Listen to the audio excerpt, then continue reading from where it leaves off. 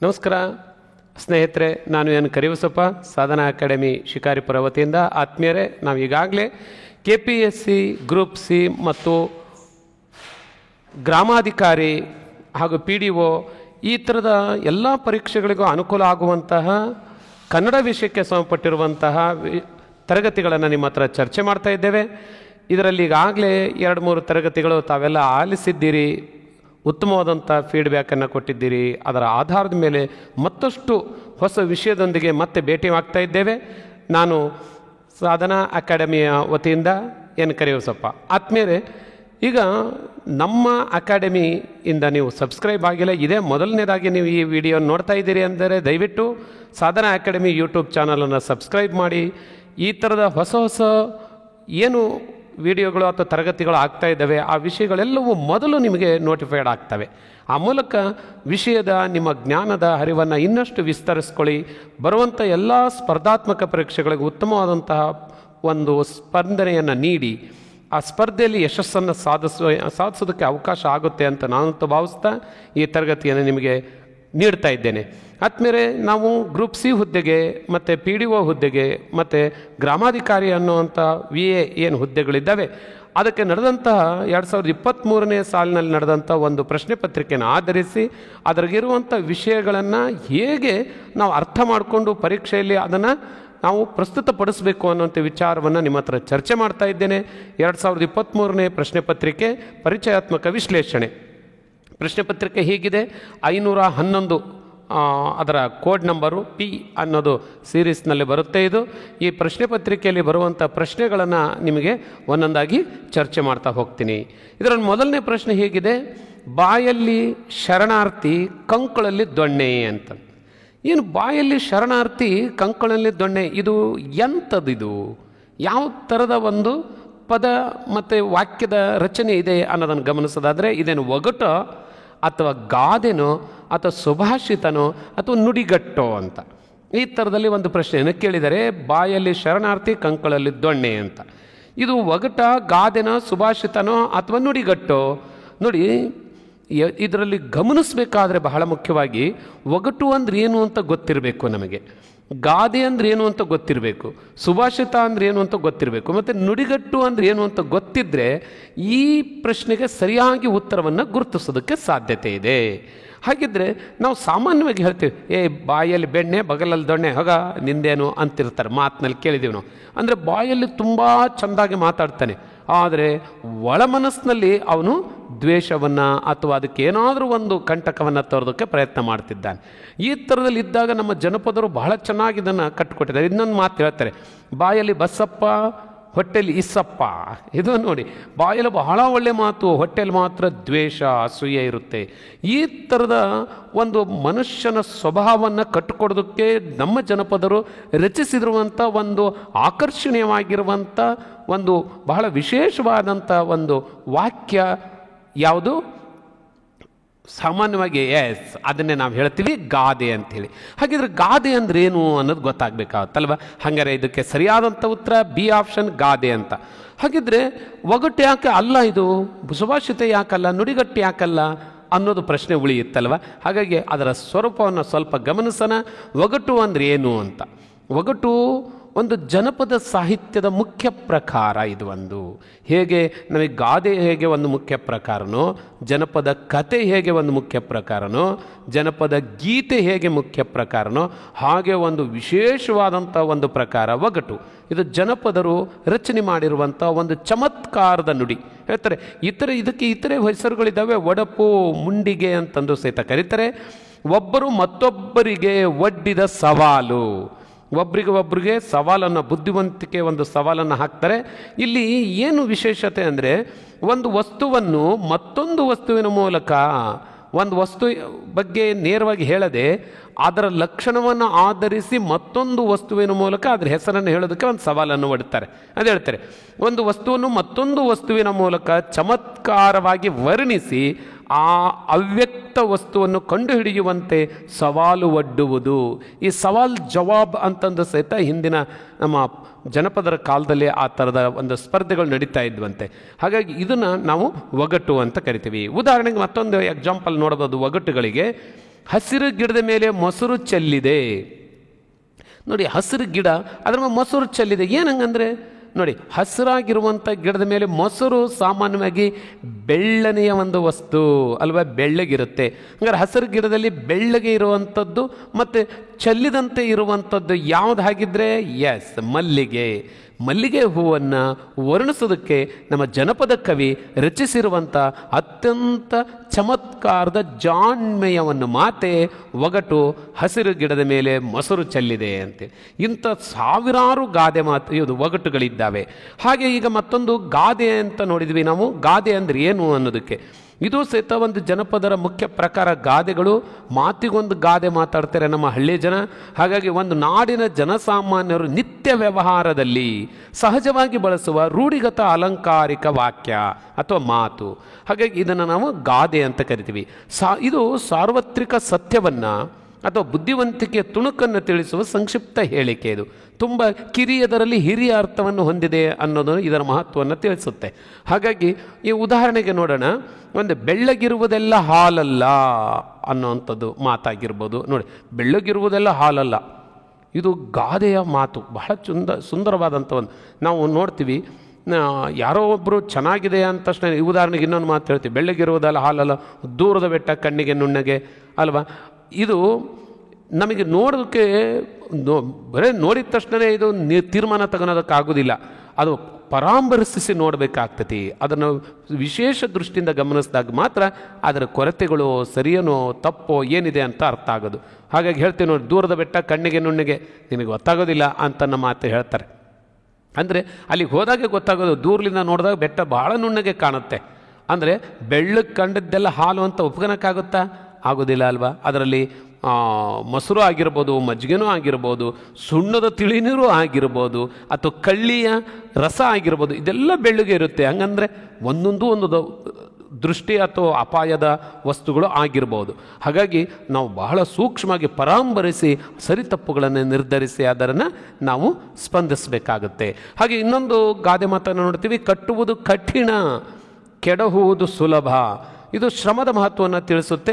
ಕಟ್ಟೋದು, ಯಾವುದೇ ಸೃಜಿಸೋದು ಅಥವಾ ತಯಾರಿಸೋದು ತುಂಬ ಕಷ್ಟದ ಕೆಲಸ. ಅದಕ್ಕೆ ಹೆಚ್ಚು ಸಮಯ, ಹೆಚ್ಚು ಶ್ರಮ, ಹೆಚ್ಚು ಹಣ ಬೇಕಾಗುತ್ತೆ. ಕೆಡುವುದು, ಅದನ್ನು ಹಾಳು ಮಾಡೋದು ತುಂಬ ಸುಲಭ. ಕೇವಲ ಕೆಲವರು ಜನ ಅಥವಾ ಸಮಯ ಶ್ರಮದಿಂದ ಅದನ್ನು ಹಾಳು ಮಾಡಿಬಿಡ್ಬೋದು. ಹಾಗಾಗಿ ಕಟ್ಟುವಂಥ ಕೆಲಸ ಆಗಬೇಕು ಅಂತ ನೋಡಿ, ಎಂಥ ಒಳ್ಳೆಯ ಒಂದು ಜಾಣ್ಮೆಯ ಬಹಳ ಸಾರ್ವತ್ರಿಕವಾಗಿರುವಂಥ ಸತ್ಯವಾಗಿರುವಂಥ ಜಾಣ್ಮೆಯ ತುಣುಕು ಈ ಗಾದೆ ಮಾತುಗಳಾಗಿರ್ತವೆ. ಹಾಗೆ ಇನ್ನೊಂದು ಸುಭಾಷಿತ ಅಂತ ಅಲ್ಲಿ ಆಪ್ಷನ್ನಲ್ಲಿ ನೋಡಿದ್ವಿ ನಾವು. ಸುಭಾಷಿತ ಅಂದರೆ ಏನು ಅಂದರೆ, ಇದು ಕೇಳಲು ಹಿತವಾಗಿದ್ದು ಬದುಕಿಗೆ ಪೂರಕವಾದ ಮಾರ್ಗದರ್ಶನ ನೀಡುವ ಮಾತು. ಇದು ಸಾಮಾನ್ಯವಾಗಿ ಜನಪದರ ಮಾತಲ್ಲ ಸುಭಾಷಿತ ಅನ್ನೋಂಥದ್ದು. ಇದು ಒಬ್ಬ ದಾರ್ಶನಿಕ ವಿದ್ವತ್ ತಪದ ಫಲದಿಂದ, ತನ್ನ ವಿದ್ವತ್ತಿನ ತನ್ನ ಅಧ್ಯಯನದ ತಪದ ಫಲದಿಂದ ತಾನು ಕಂಡುಕೊಂಡಂತಹ, ತನ್ನಲ್ಲಿ ಒಡಮೂಡಿದಂಥ ಬದುಕಿನ ಒಳತು ಕೆಡುಕುಗಳ ತಾತ್ವಿಕ ನುಡಿಗಳು, ತತ್ವ ಸಹಿತವಾಗಿರುವಂಥ ನುಡಿಗಳು, ಇದನ್ನು ಸುಭಾಷಿತಗಳು ಅಂತ ಕರಿತೀವಿ. ಉದಾಹರಣೆಗೆ ಒಂದು ಮಾತನ್ನು ಹೇಳ್ತಾರೆ, ಜೀವನದಲ್ಲಿ ಬುದ್ಧಿವಂತಿಕೆಯೊಂದೇ ಸಾಲದು, ತಾಳ್ಮೆ ಮತ್ತು ವಿವೇಚನೆ ಕೂಡ ಮುಖ್ಯ ಅಂತೇಳಿ ಆಚಾರ್ಯ ವಿನೋಬಾ ಭಾವೆ ಅವರು ಹೇಳ್ತಾರೆ. ತಮ್ಮ ಅನುಭವದ ಮೂಸೆಯಿಂದ, ತಮ್ಮ ಅನುಭವದಿಂದ ಇಂಥ ಒಂದು ಮಾತನ್ನು ಹೇಳ್ತಾರೆ. ಇದನ್ನು ಸುಭಾಷಿತಗಳು ಅಂತ ಕರಿತೀವಿ. ಇಂಥ ಸಾಕಷ್ಟು ಸುಭಾಷಿತಗಳನ್ನು ಸಹಿತ ನಾವು ನಿತ್ಯ ಗಮನಿಸ್ಬೋದು. ಇನ್ನೊಂದು ಮಾತಿದೆ ನುಡಿಗಟ್ಟು ಅಂತ, ಆಪ್ಷನ್ನಲ್ಲಿ ಅದನ್ನು ಗಮನಿಸಿದೆ. ಒಂದಕ್ಕಿಂತ ಹೆಚ್ಚು ಪದಗಳು ಸೇರಿ ಒಂದು ಪದ ಆಗಬೇಕಾದಾಗ ಅದರಲ್ಲಿ ಇರುವ ಮೂಲ ಪದಗಳ ಗುಣ ಅಥವಾ ಅರ್ಥ ಗೌಣ ಆಗಿಬಿಡುತ್ತೆ, ವಿಶೇಷ ಅರ್ಥ ಹೊಮ್ಮುತ್ತೆ. 2-3 ಪದಗಳು ಸೇರಿದಾಗ ವಿಶೇಷ ಅರ್ಥ ಹೊಮ್ಮುತ್ತೆ. ಇಂತಹ ನುಡಿಯ ಕಟ್ಟನ್ನು ನುಡಿಗಟ್ಟು ಅಂತ ಕರಿತೀವಿ. ಒಂದು ಉದಾಹರಣೆಗೆ ನೋಡಿ, ಬೆನ್ಹತ್ತು ಅಂತ ಇದೆ. ಬೆನ್ನು ಅಂದರೆ ಬ್ಯಾಕ್, ನಮ್ಮ ಹಿಂದೆ ಭಾಗ ಅಲ್ವಾ. ಹತ್ತು ಅದನ್ನು ಏರು ಅಂತ ಅರ್ಥ ಅಲ್ವಾ. ಆದರೆ ಬೆನ್ನು ಬೇರೆ, ಹತ್ತು ಬೇರೆ, ಎರಡು ಬೇರೆ ಬೇರೆ ಇದ್ದಾಗ ಆ ಅರ್ಥ ಬರುತ್ತೆ. ಎರಡೂ ಸೇರಿಬಿಟ್ರೆ ಬೆನ್ನು ಮತ್ತು ಹತ್ತು, ಬೆನ್ನಹತ್ತು ಅಂತ ತಕ್ಷಣ ಹಿಂಬಾಲಿಸು ಅಲ್ವಾ, ಹಿಂಬಾಲಿಸು ಅನ್ನೋಂಥ ಅರ್ಥ ಬರುತ್ತೆ ಬೆನ್ನತ್ತು ಅಂತ ಅಲ್ವಾ. ಹಾಗೆ ನಿನ್ನ ಕಾಲು ಕೀಳು ಅನ್ನೋ ಒಂದು ಪದ ಇದೆ. ಇದು ಸಹಿತ ನೋಡಿ, ಒಂದು ಕಾಲು ಅನ್ನೋದೊಂದು ನುಡಿ ಅಥವಾ ಒಂದು ಪದ, ಕೀಳು ಅನ್ನೋದು ಒಂದು ಪದ ಅಂದರೆ ಕಿತ್ತಾಕು ಅಲ್ವಾ ಅಂತ ಅರ್ಥ. ಅವು ಎರಡೂ ಬೇರೆ ಬೇರೆ ಅರ್ಥದ ಪದಗಳು. ಅವೆರಡೂ ಸೇರಿ ಒಂದೇ ಪದ ಆದಾಗ ತಮ್ಮ ಮೂಲ ಪದಗಳ ಅರ್ಥ ಗೌಣ ಆಗಿಬಿಟ್ಟು ಕಾಲು ಕೇಳಿದ್ರು ಓಡಿ ಹೋಗುವಂಥ ಅರ್ಥ ಆಗುತ್ತೆ, ಅವ್ನು ತಪ್ಪಿಸ್ಕೋ ಅಂತ ಅರ್ಥ ಆಗುತ್ತೆ ಅಲ್ವಾ. ಹಾಗೆ ಇನ್ನೊಂದು ಅಳಿಲು ಸೇವೆ ಅನ್ನೋದಿರ್ಬೋದು, ತುಂಬಿದ ಕೊಡ ಅನ್ನೋದಿರ್ಬೋದು, ಇವೆಲ್ಲವೂ ಸಹಿತ ನುಡಿಗಟ್ಟಿಗೆ ಇರುವಂಥ ಬಹಳ ಉತ್ತಮವಾದಂಥ ಉದಾಹರಣೆಗಳು. ಓಕೆ, ನಮಗೆ ಈವರೆಗೂ ಒಂದನೇ ಕ್ವಶನ್ನಿಗೆ ಹೇಗೆ ಆನ್ಸರ್ ಮಾಡಬೇಕು ಮತ್ತು ಅಲ್ಲಿ ಬರುವಂಥ ಆಪ್ಷನ್ಗಳ ಸ್ವರೂಪ ಏನು, ಅಲ್ಲಿ ಹೇಗೆ ಅದನ್ನು ಗುರುತಿಸಬೇಕು ಅನ್ನೋಂಥದ್ದು ನಮಗೆ ಅರ್ಥ ಆಯ್ತು ಅಂತ ಅನ್ಕೊತೀನಿ. ಈಗ ಎರಡನೇ ಪ್ರಶ್ನೆ ನೋಡ್ತಾ ಇದ್ದೇವೆ, ತುದಿ ನಾಲೆಗೆ ಇದು ಏನು ಅಂತ. ಇದರಲ್ಲಿ ಆಪ್ಷನ್ ಕೊಟ್ಟಿದ್ದಾರೆ ಬಹುರ್ವಿ ಸಮಾಸನ, ಕರ್ಮಧಾರೆಯ ಸಮಾಸನ, ಅಂಶಿ ಸಮಾಸನ ಅಥವಾ ಅರಿ ಸಮಾಸನ ಅಂತ. ತುದಿ ನಾಲಿಗೆ ಅನ್ನುವಂಥ ಪದ, ಈ ಪದ ಎರಡು ಪದಗಳಿಂದ ಆಗಿದೆ ಅಲ್ವಾ. ಸಮಾಸಗಳು ಅಂದರೆ ಎರಡು ಅಥವಾ ಎರಡಕ್ಕಿಂತ ಹೆಚ್ಚು ಪದಗಳು ಸೇರಿ ಒಂದು ಪದವಾದಾಗ ಅದನ್ನು ನಾವು ಸಮಾಸ ಪದ ಅಂತ ಕರಿತೀವಿ. ನೋಡಿ, ಹೊಸ ಹೊಸ ಪದಗಳನ್ನು ರಚನೆ ಮಾಡೋದಕ್ಕೆ 4 ಪ್ರಕ್ರಿಯೆಗಳಿದ್ದಾವೆ. ನಾನು ಸುಮಾರು ಸರಿ ಇಂಥ ತರಗತಿಗಳಲ್ಲಿ ಹಂಚಿಕೊಂಡಿದ್ದೇನೆ. ಅದರಲ್ಲಿ ಸಂಧಿ ಪ್ರಕ್ರಿಯೆ, ಸಮಾಸ ಪ್ರಕ್ರಿಯೆ, ತದ್ದಿತಾಂತ ಪ್ರಕ್ರಿಯೆ, ಕೃದಂತ ಪ್ರಕ್ರಿಯೆ, ಈ ಥರದ ಪ್ರಕ್ರಿಯೆಗಳ ಮೂಲಕ ಹೊಸ ಪದಗಳನ್ನು ನಾವು ಸೃಷ್ಟಿಸ್ತೀವಿ. ಇದರಲ್ಲಿ ಸಂಧಿ ಪ್ರಕ್ರಿಯೆಯಲ್ಲಾದರೆ ಅಕ್ಷರಗಳು ಮಾತ್ರ ಭಾಗವಹಿಸ್ತವೆ, ಸಮಾಸ ಪ್ರಕ್ರಿಯೆಯಲ್ಲಿ ಪದಗಳನ್ನೇ ಭಾಗವಹಿಸ್ತಾವೆ. ಹಾಗಾಗಿ ಇಲ್ಲೊಂದು ಪದ ಇದೆ, ತುದಿ ನಾಲಿಗೆ ಅಂತ ಒಂದು ಪದ ಇದೆ. ಇದನ್ನು ಬಿಡಿಸಿದಾಗ ನಮಗೆ ಗೊತ್ತಾಗುತ್ತೆ, ತುದಿ ನಾಲಿಗೆ ಅಂದರೆ ನಾಲಿಗೆಯ ತುದಿ ಅಂತ ಅರ್ಥ. ಒಂದು ನಾಲಿಗೆ ಅನ್ನೋದು ಒಂದು ಅಂಗ, ಒಂದು ಭಾಗ. ಆ ಭಾಗದ ಒಂದು ಅಂಶ, ಒಂದು ಭಾಗ ಅಂದರೆ ಭಾಗದ ಭಾಗ, ಅಂಶದ ಅಂಶ. ಅಂಶ ಒಂದು ಭಾಗವನ್ನು ಅಂಶ ಅಂತ ಕರಿತೀವಿ, ಅದರಾಗಿರೋ ಒಂದು ಭಾಗ ಹೇಳಿದರೆ ಅದನ್ನು ಅಂಶಿ ಅಂತ ಕರಿತೀವಿ. ಹಾಗಾಗಿ ಅಂಶ ಅಂಶಿ ಸಂಬಂಧ ಇರುವಂತಹ ಸಮಾಸವೇ ಅಂಶಿ ಸಮಾಸ ಆಗುತ್ತೆ, ಅಂಶಿ ಸಮಾಸ. ಹಾಗಿದ್ರೆ ತುದಿ ನಾಲಿಗೆ ಅನ್ನೋದು ಇದು ಯಾವ ಸಮಾಸ ಆಗಿದ್ರೆ? ಎಸ್, ಸರಿಯಾದ ಉತ್ತರ ಸಿ ಆಪ್ಷನ್, ಅಂಶಿ ಸಮಾಸ ಅಂತ. ಇನ್ನೊಂದು 2 ಎಕ್ಸಾಂಪಲ್ ನೋಡೋಣ ಅಂಶಿ ಸಮಾಸಕ್ಕೆ. ಉದಾಹರಣೆಗೆ ಇನ್ನೊಂದು ತುದಿ ಮೂಗು ಅನ್ನೋದಿರ್ಬೋದು, ಕುಡಿ ಹುಬ್ಬು ಅನ್ನೋದಿರ್ಬೋದು ಅಲ್ವಾ. ಹಾಗೆ ಅಂಗೈ, ಕೈಯ ಅಡಿ ಅಂಗೈ ಅನ್ನೋದಿರೋದು. ಹಿಂದಲೆ, ತಲೆಯ ಹಿಂದೆ ನೋತಾವಿದೆ, ಹಿಂದಲೆ ನೋವು ಅಂತ ಹೇಳ್ತಾರೆ ನಿಮಗೆ, ಈ ಥರ ಗಮನಿಸ್ತೇನೋ. ಇಂಥವನ್ನೆಲ್ಲವನ್ನು ನಾವು ಏನಂತ ಕರಿತೀವಿ? ಅಂಶಿ ಸಮಾಸ ಅಂತ ಕರಿತೀವಿ. ಇನ್ನೂ ಕೆಲವು ನೋಡಿ, ದೇಹದ ಭಾಗಗಳಿಗೆ ಸಂಬಂಧಪಟ್ಟಿದ್ದೇ ಕೇಳ್ತಾರೆ ಸಾಮಾನ್ಯವಾಗಿ ಅಂಶಿ ಸಮಾಸದಲ್ಲಿ. ದೇಹ ಇಡೀ ಒಂದು ಅಂಶ ಆದರೆ ಅದರಲ್ಲಿ ಒಂದು ಭಾಗ ಹೇಳಿದರೆ ಅದು ಅಂಶ, ಅದರಲ್ಲಿ ಒಂದು ಭಾಗ ಹೇಳಿದರೆ, ಅಂಶದಲ್ಲಿ ಒಂದು ಭಾಗ ಹೇಳಿದರೆ ಅದು ಅಂಶಿ ಅಂತ ಕರಿತೀವಿ. ಹಾಗೆ ಅಂಶ ಅಂಶಿ ಸಂಬಂಧ. ಇನ್ನು ಕೆಲವು ಪದಗಳು ಬರ್ತಾವೆ ಅಂಶಿ ಸಮಸ್ಯೆಗೆ. ಉದಾಹರಣೆಗೆ ನಟ್ಟಡವಿ ಅಂತ, ಅಡವಿಯ ನಡುವೆ ಅಂತ ಅಲ್ವಾ. ಅಡವಿ ಒಂದು ಭಾಗ, ಅದ್ರಾಗೆ ಒಂದು ಅಂಶವನ್ನು ಹೇಳಿದರೆ, ನಡುವಿನ ಭಾಗವನ್ನು ಹೇಳಿದರೆ ಇದು ಅಂಶಿ ಸಮಾಸ, ನಟ್ಟಡವಿ. ಈ ಥರದಲ್ಲೂ ಸಹಿತ ಸಮಾಸವನ್ನು ಅಂಶಿ ಸಮಾಸವನ್ನು ಕೇಳುವಂಥ ಸಾಧ್ಯತೆ ಇದೆ. ಈ ಸರಿ ನಮಗೆ ಈ ಪತ್ರಿಕೆಯಲ್ಲಿ ಅಂಶಿ ಸಮಾಸ ಕೇಳಿದ್ದಾರೆ. ಖಂಡಿತ ಪ್ರತಿ ಸ್ಪರ್ಧಾತ್ಮಕ ಪರೀಕ್ಷೆಯಲ್ಲಿ ಸಂಧಿ ಪ್ರಕ್ರಿಯೆ ಮೇಲೆ, ಸಮಾಸ ಪ್ರಕ್ರಿಯೆ ಮೇಲೆ, ಕೃದಂತ ಮತ್ತು ತದ್ದಿತಾಂತ ವಿಭಕ್ತಿ ಪ್ರತ್ಯಯಗಳ ಮೇಲೆ ಪ್ರಶ್ನೆಗಳು ಇದ್ದೇ ಇರ್ತವೆ. ನಾನು ಮೊದಲ ವಿಡಿಯೋ ಕ್ಲಾಸ್ನಲ್ಲಿ ನಾನು ಹೇಳಿದ್ದೀನಿ, ಸುಮಾರು ಏನೇನು ಕನ್ನಡದಲ್ಲಿ ಏನೇನು ವಿಷಯಾಂಶಗಳನ್ನು ಕೇಳೋದಕ್ಕೆ ಸಾಧ್ಯತೆ ಇದೆ ಅಂತ, ಅದನ್ನೇ ನಾನು ಇಲ್ಲಿ ನಿಮಗೆ ಪರಿಚಯಿಸ್ತಾ ಹೋಗ್ತಾ ಇದ್ದೇನೆ. ಹಾಗಿದ್ದರೆ ಇಲ್ಲಿ ಇನ್ನೊಂದು ಗಮನಿಸ್ತಾ ಇದ್ದೇನೋ, ಬಹುರ್ವಿ ಸಮಾಸ ಅಂತ. ಈ ಸಮಾಸದಲ್ಲಿ ಎಲ್ಲ ಸಮಾಸಗಳನ್ನು ಗಮನಿಸ್ಬಿಡೋಣ. ಬಹುರ್ವಿ ಸಮಾಸ ಅಂದರೆ ಏನು ಅನ್ನೋದು ಕ್ಲಿಯರ್ ಮಾಡ್ಕೊಳ್ಳೋಣ. ನೋಡಿ, ಬಹುರ್ವಿಹಿ ಸಮಾಸ ಅಂದರೆ ಸಮಾಸ ಪದ ಏನು ಹೇಳ್ತೀವಿ, ಆ ಸಮಾಸ ಪದ ಒಬ್ಬ ವ್ಯಕ್ತಿಯ ಲಕ್ಷಣ ಆಗಿರುತ್ತೆ. ಆ ವ್ಯಕ್ತಿಯ ಲಕ್ಷಣದ ಮೇಲೆ ಸಮಾಸ ಪದವನ್ನು ನಾವು ಲಕ್ಷಣವಾಗಿಯೂ ಅದರ ಆಧಾರದ ಮೇಲೆ ಹೊಸ ವ್ಯಕ್ತಿಯನ್ನು ಗುರುತಿಸಂಗಿದ್ರೆ ಅದು ಬಹುರ್ವಿಹಿ ಸಮಾಸ ಆಗುತ್ತೆ. ಒಂದು ಎಕ್ಸಾಂಪಲ್ ನೋಡಿದರೆ ನಿಮಗೆ ಭಾಳ ಸುಲಭ ಆಗುತ್ತೆ. ಏನು ಅಂತಂದರೆ, ಈಗ ಒಂದು ಚಕ್ರಪಾಣಿ ಅಂತ ಒಂದು ಪದ ಇದೆ ಅಂತ, ನೀಲಕಂಠ ಅಂತ ಒಂದು ಪದ ಇದೆ ಅಂತ ಅನ್ಕೋಣ. ನೋಡಿ, ಇವೆಲ್ಲ ಪದ ಹೇಗೆ ಹುಟ್ಟುಕೊಂಡಿದ್ದಾವೆ ಅಂದರೆ ಸಮಾಸ ಪ್ರಕ್ರಿಯೆಯಿಂದ ಹುಟ್ಟಿದ್ದಾವೆ. ಹೇಗದು? ನೀಲಕಂಠ ಅಂದರೆ ಕಂಠದಲ್ಲಿ ನೀಲಿ ಯಾರು ಧರಿಸಿದ್ದಾನೋ ಅವನೇ ನೀಲಕಂಠ. ಅಂದರೆ ನೀಲಕಂಠ ಅಂದ್ರೇನು? ಕಂಠದಲ್ಲಿ ನೀಲಿ ಇರಬೇಕು. ಅವ್ರು ಯಾರು ಹಂಗಿದ್ರೆ ನಾವು ಹುಡುಕ್ತಾ ಹೋಗ್ತೀವಿ. ನೋಡ್ರಿ, ಆ ಲಕ್ಷಣ ಇರೋ ವ್ಯಕ್ತಿ ಯಾರು? ಹರ ಅಥವಾ ಶಿವ ಹಾಗಾಗಿ ಅಲ್ಲಿ ಶಿವ ಅಂತ ಅರ್ಥ ಬರೋಂಗಿರುತ್ತೆ. ಇದನ್ನು ನಾವು ಬಹುರ್ವಿ ಸಮಾಸ ಅಂತ ಕರಿತೀವಿ. ಇದನ್ನು ಇನ್ನೊಂದು ಎಕ್ಸಾಂಪಲ್ ನೋಡೋಣ. ಚಕ್ರಪಾಣಿ ಅಂತ ಒಂದು ಪದ ಇದೆ ಅಂತ ಅಂದ್ಕೊಳ್ಳೋಣ. ಚಕ್ರಪಾಣಿ ಅಂದರೆ ಚಕ್ರವನ್ನು ಯಾರು ಧರಿಸಿದ್ದಾನೋ ಅವನೇ ಚಕ್ರಪಾಣಿ. ಅಂದರೆ ಯಾರಿಲ್ಲಿ ನೋಡಿ, ಆ ಲಕ್ಷಣದ ಮೇಲೆ ಕೃಷ್ಣ ಅಥವಾ ವಿಷ್ಣು ಅನ್ನೋ ಅರ್ಥ ಬರುತ್ತೆ. ಇದನ್ನೇ ಬಹುರ್ವಿ ಸಮಾಸ ಅಂತ ಕರಿತೀವಿ. ತುಂಬ ಸುಲಭ ಬಹುರ್ವಿ ಸಮಾಸ. ಇನ್ನೊಂದಿದೆ ಕರ್ಮಧಾರೆಯ ಸಮಾಸ ಅಂತ ಆಪ್ಷನ್ನಲ್ಲಿ ಕೇಳಿದ್ದಾರೆ. ಏನಿದು ಕರ್ಮಧಾರೆಯ ಸಮಾಸ ಅಂದರೆ ತುಂಬ ಸುಲಭ. ಒಂದು ಸಮಾಸ ಪದವನ್ನು ವಿಗ್ರಹಿಸಿದರೆ, ವಿಗ್ರಹ ವಾಕ್ಯ ಮಾಡಿರಿ ಅಂತ ಕರೀತಾರೆ, ಅಂದರೆ ಬಿಡಿಸಿ ಬರೆಯೋದನ್ನು. ಈ ವಿಗ್ರಹಿಸಿದರೆ ಅಲ್ಲಿ ಪೂರ್ವ ಪದ ಮತ್ತು ಉತ್ತರ ಪದ ಅಂತ ಎರಡು ಪದ ಸಿಗುತ್ತೆ. ಪೂರ್ವ ಪದ, ಉತ್ತರ ಪದ, ಸಮಾಸ ಪದ ಅಂತ ಈ ಥರದಲ್ಲಿ ಪದಗಳನ್ನು ನಾವು ರಚಿಸ್ತೀವಿ. ಎರಡು ಪದಗಳು ಸೇರಬೇಕಲ್ಲ, ಹಾಗಾಗಿ ಒಂದು ಹೊಸ ಪದ ರಚನೆ ಆದರೆ ಅದು ಸಮಾಸ ಪದ ಅಥವಾ ಸಮಸ್ತ ಪದ ಅಂತ ಕರಿತೀವಿ. ಈ ಪೂರ್ವ ಪದ ಉತ್ತರ ಪದ ಇದಾವಲ್ಲ, ಈ ಪೂರ್ವ ಪದ ಉತ್ತರ ಪದದ ಮೇಲೇ ಸಮಾಸಗಳ ಹೆಸರುಗಳನ್ನು ಗುರುತಿಸ್ತಾ ಹೋಗ್ತೀವಿ. ಪೂರ್ವ ಪದ ಗುಣವಾಚಕ ಆಗಿದ್ದರೆ, ಅಂದರೆ ಪೂರ್ವ ಪದವು ಉತ್ತರ ಪದದ ಗುಣವನ್ನು ಹೇಳುತ್ತಾ ಇದ್ದರೆ ಅದು ಕರ್ಮಧಾರೆಯ ಸಮಾಸ. ತುಂಬ ಸುಲಭ. ಒಂದು ಎಕ್ಸಾಂಪಲ್ ನೋಡೋಣ. ಒಂದು ಮರ ಇದೆ, ಇದು ಉತ್ತರ ಪದ. ಪೂರ್ವ ಪದ ಹಿರಿದು ಅಂದರೆ ಮರ ದೊಡ್ಡದು ಅಂತ ಹೇಳ್ತಾ ಇದ್ದೀವಿ. ಅಂದರೆ ಹಿರಿದು ಪ್ಲಸ್ ಮರ ಹೆಮ್ಮರ ಅಂತ ಸಮಾಸ ಪದ ಆಗುತ್ತೆ. ಸಮಾಸ ಪದ ಯಾವುದು? ಹೆಮ್ಮರ ಸಮಾಸ ಪದ. ಇದನ್ನು ಹೆಮ್ಮರ ಅನ್ನೋ ಪದವನ್ನು ನಾವು ವಿಗ್ರಹ ವಾಕ್ಯ ಮಾಡಿದರೆ ಹಿರಿದು ಪ್ಲಸ್ ಮರ ಅಂತ ಆಗುತ್ತೆ. ಹಿರಿದು ಪ್ಲಸ್ ಮರ ಹೆಮ್ಮರ ಅಂತ ಆಗುತ್ತೆ. ಹಿರಿದು ಅಂದರೆ ದೊಡ್ಡದು. ನೋಡಿ, ದೊಡ್ಡದು ಅಂದರೆ ಗಾತ್ರ, ಬಣ್ಣವನ್ನ, ಗುಣ ಇಂಥದನ್ನು ಹೇಳಿದರೆ ಇದನ್ನು ನಾವೇನಂತ ಕರಿತೀವಿ? ಗುಣವಾಚಕ ಅಂತ ಕರಿತೀವಿ. ಇನ್ನೊಂದು ಎಕ್ಸಾಂಪಲ್ ನೋಡೋಣ. ಕನ್ನಡ ಅನ್ನೋದು ಒಂದು ಉತ್ತರ ಪದ, ಕನ್ನಡ ಅಂತ ಇದೆ.